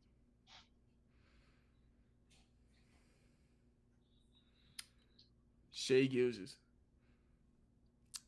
Oh, that one's hard. Ant. Brunson. Ant. Curry. Mitchell. Ant. Booker. Ant. Halliburton. Ooh, that's another hard one. Ant. Trae Young. And I'm a Trae Young D1 hater. Kyrie Irving. Ooh, interesting. You know what? I'll take Kyrie. No. All right. Leaf. Shai Gilgeous. SGA. Brunson. Ant. Curry. Ant. Mitchell. Ant. Booker. Ant. Halliburton. Ant. Trae. Ant. This dude gonna say Ant for every single one. You gotta put that in the short, bro. Me saying he gonna say Ant for everyone. Kyrie Irving. Ant. I can't believe you put Booker on that list, bro. What the fuck is Booker doing there? Get him the fuck out of here. What the fuck Kyrie doing on there? I'm like, wait a minute. Why is he naming? You were literally talking about Ant versus Kyrie earlier in the episode, bro. You can't flip flop now. Naming second options and shit, bro. The thing about it though, Leaf, is from now on with the would you rather's, I decided to make the questions so easy that when I'm reading the comments, I know they're stupid. You know, like. Because like I used to read them and think I'm crazy. I used to read them and think like, damn, am I crazy for thinking Brandon Ingram better than Derek White? And then like I just had to watch basketball. I'm like, no, these niggas just wrong, bro. They're wrong, bro. They're wrong, man. Pacers Celtics about to start here soon. The one we were fucking debating. Yeah, it actually is. Yeah, let's get. Hey, y'all want to do two more? Yeah, let's do two more. Let's do two more. All right. And then we can write some notes down about the Celtics Pacers for next episode. Yes, sir. I got a would you rather for you. This is the Jalen Brunson edition. I'm gonna name you a couple players. You tell me would you rather them or Jalen Brunson. All right. Trae Young. Jalen Brunson. I'm a D1 Trae Young hater. Tyrese Halliburton. Tyrese. De'Aaron Fox. Brunson. Booker. Brunson. Edwards. Curry. Shai. SGA. Donovan Mitchell. Brunson. Okay. That was one of your better lists you made, Nathan. It wasn't that. Yeah. Again, what the fuck is Booker doing on that list? No, you were A1 Booker hater. To be on that list. I'm a D1 A1 hate. I'm a D1 AD hater, D1 Trae Young hater, D1 Devin Booker hater. You know you could be getting Trae Young on your team, right? I know, and I don't want him. His personality. I've talked about this so long, bro. I don't want to go on a rant. Yes. You want to win games, or you want to be in the lottery for the rest of your days, man? What you doing?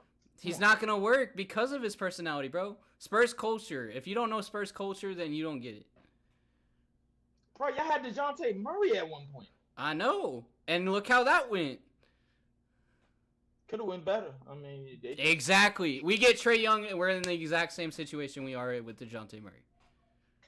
I don't know about that. I mean, Hey, that's how Kendrick felt about Drake. You know, he just hate the way that he walked, the way that he talked, Exactly. the way that he dressed. Dude, I'm telling you, if you're gonna be a basketball analyst or have a basketball page, bro, you gotta pay attention to shit off court. You can't be just looking at, oh, he's a good point guard with Wemby. You gotta look at how their personalities are gonna match up. You gotta look at how that locker room's gonna be. You are right about that. You are right about that because I was saying about possibly getting players here. One of the things that Joe Tsai and doesn't want is problematic players that's gonna be demanding. Kind of like how KD and Kyrie was. Yeah. Wanted to have like certain perks and shit like that. And so Trae Young takes on that villain persona, bro. It ain't gonna work with the Spurs. The Spurs are the fucking kumbaya of the league. You think Trae Young with the villain's gonna fucking work with that? I'm not. I wouldn't say the kumbaya. I would give y'all y'all pretty much the neutral flag team of the league. You know what I mean, though. The league decides when they're gonna help y'all. But my point being, we are not the villain teams like the fucking Warriors and shit are, bro. No, y'all the team that go undercover, bro. Y'all in San Antonio, bro. Some people don't realize, y'all. That's just what it is. Yeah, but I'm saying teams in Texas. The only time we give hater energy or like aggressive energy is when it's playoff time. When it's fucking regular season. Not even that. I wouldn't even say that because the thing is, y'all always going against a team that's more hated than y'all. Miami. I know, but I'm saying like we're pretty like off court like PR. I'm talking like PR. We're not seen as like an aggressive team unless we're going up against one of those teams like fucking LeBron. Heat. Going on a river walk or some shit like that. Yeah. That's what I'm saying. Like Trae Young isn't gonna work with that because we're like it just doesn't work locker room wise, bro. Like he's a fucking Jenga piece that's gonna knock the whole damn tower. Yeah. People wanted to get Ben Simmons too, and I was like, that's fucking even dumber. I heard y'all got players on that team that already hating on Wemby, but Nah, everybody loves Wemby. The only people that don't like Wemby I could see is probably fucking Keldon Johnson, just because he knows his ass is probably out of here with him there. Right, yeah, I can see that. I'm ready. I'm ready. You ain't do the Brunson one yet, right? No, he didn't. I finished I finished the Brunson one, and then you were talking about how it was good, and then we talked about Trae Young. Yeah, we could do Bumpson. Yeah. Okay, Trae Young, Bumpson, Halliburton, Halliburton, Fox. Damn. Wow. I do like the Aaron Fox, but give me Bumpson. I'll take him. Booker. I'm gonna take D-Book. Edwards, yeah, definitely. Curry, I'm gonna take him. Shea, I'm gonna take him. Mitchell. I'm gonna take Bumpson. That's not bad, bro. Dude, I love De'Aaron Fox. The only reason I took Brunson is because I knew the comments were gonna hate about like De'Aaron Fox not even in the playoffs and Brunson fucking led points per game. Like, I'll be honest with you, bro. Like, he's one of those stars that's never really gonna be a superstar, and that's one of like the main reasons. I feel like the aura that people think that he has, that others real superstars really have, bro. Like, they're not gonna ever really see it. Brunson plays on any other team except the Knicks that's in the playoffs. He's coming off the bench. Like, come on now. Come on, hey. Whoa. Either way, I'm not close on that. Yeah, you just made me put my headset on. I'm not close on that. Hey, let's get these shorts done. We got Darius Garland. For Orlando, they in the finals. Hey, we got Darius Garland. Oh shit. I meant like Magic, yeah, but I'm talking like a team that has a good guards. Like, he's coming off the bench in fucking Timberwolves. He's coming off the bench with fucking Mavs. No, yes. With Kawhi? Hell no. He's starting on the Mavericks. Over Luka and Kyrie? Hell no. You put Luka at small forward and Kyrie at shooting guard. No, all right. I don't give You playing 2K now. You playing 2K now. The thing about it, Leef, we didn't talk about it, but that in the small ball lineup that I had for the Dallas Mavericks, I have Luka Doncic at power forward because that's basically what he does. Luka Doncic reminds me of a Magic Johnson. He's not a point guard. He's a point forward. Dude's trying to build his fucking team like a fantasy basketball lineup. Luka Doncic is literally a point forward who we just label it at point guard because of the era that he's playing in. And any lead guard is just considered to be a point guard now. Luka Doncic is very similar. You when you look at Luka Doncic, he's like a LeBron, Magic, Harden. He's a forward, but I can give you Magic. I can't give you LeBron, bro. LeBron because the way he goes about his playmaking is his downhill manipulation. I understand it's not through athleticism, but it's through his downhill manipulation. He drives and kicks. Downhill manipulation. Yeah, he manipulates the defense. That downhill manipulation is gonna run short against the Timberwolves.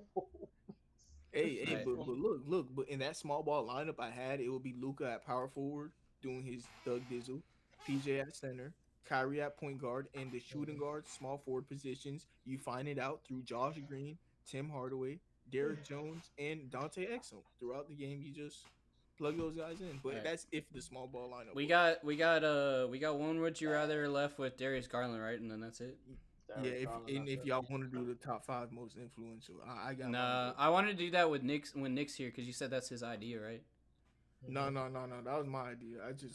We were just talking about it, and I wanted to see if you want to do something quick.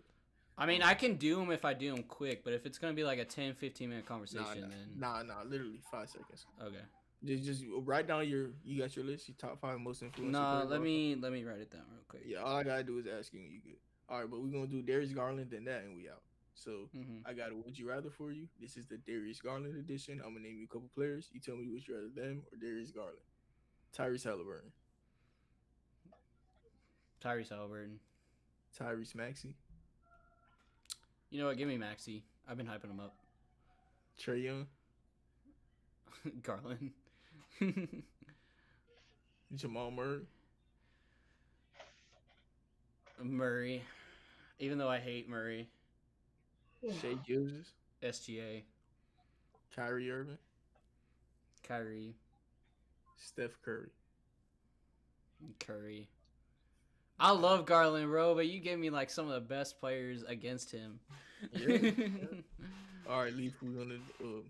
You remember Darius Garland or Tyrese Halliburton? Tyrese. Tyrese Maxey. Maxey. Trae Young.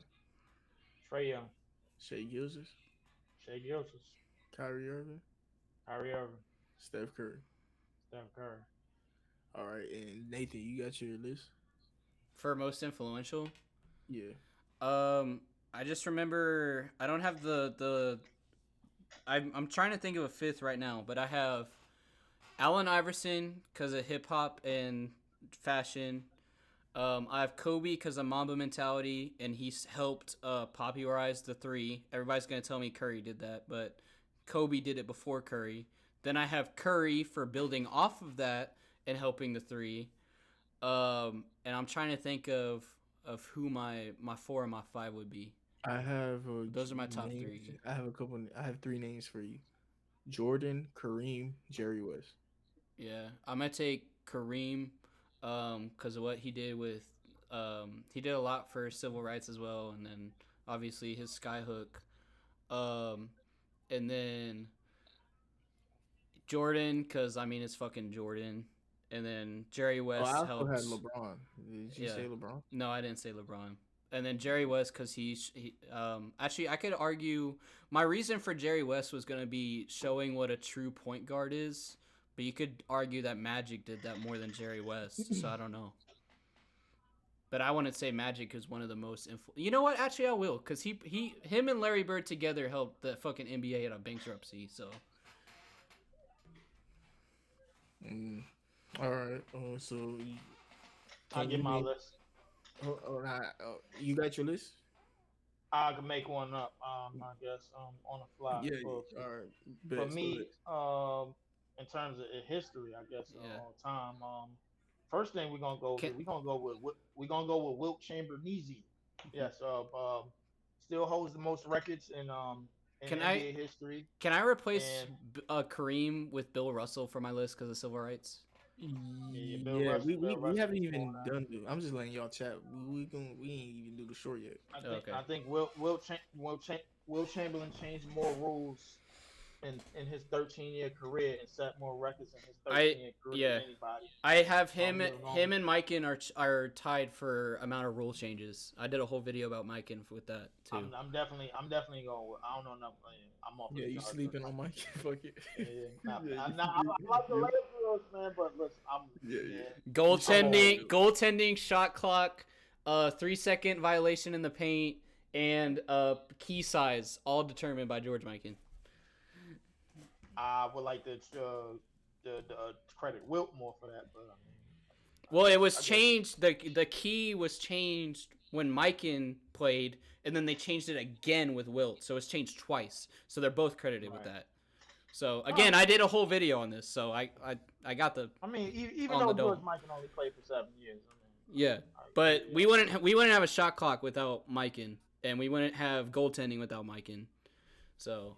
Okay. I mean, I'll give you that, but I got Wilt Chamberlain easy because he got the most records, obviously. I'm gonna go with AI, man. AI definitely. The first time I see him snatch Jordan, that was it for me. I'm gonna go with Jordan because his logo is gonna be everywhere. It's gonna outlive him. It's gonna be everywhere till the end of time. I'm gonna go with who else? I'm gonna go with. I'm gonna go with Magic. Just one of the first big guards that we seen just doing the shit that he was doing on the court. And number 5, this is gonna be controversial, but I'm gonna go with Vince Carter. Look how many Canadian players. Look how many Canadian players that's in the league because of him. Look at what he did for that country.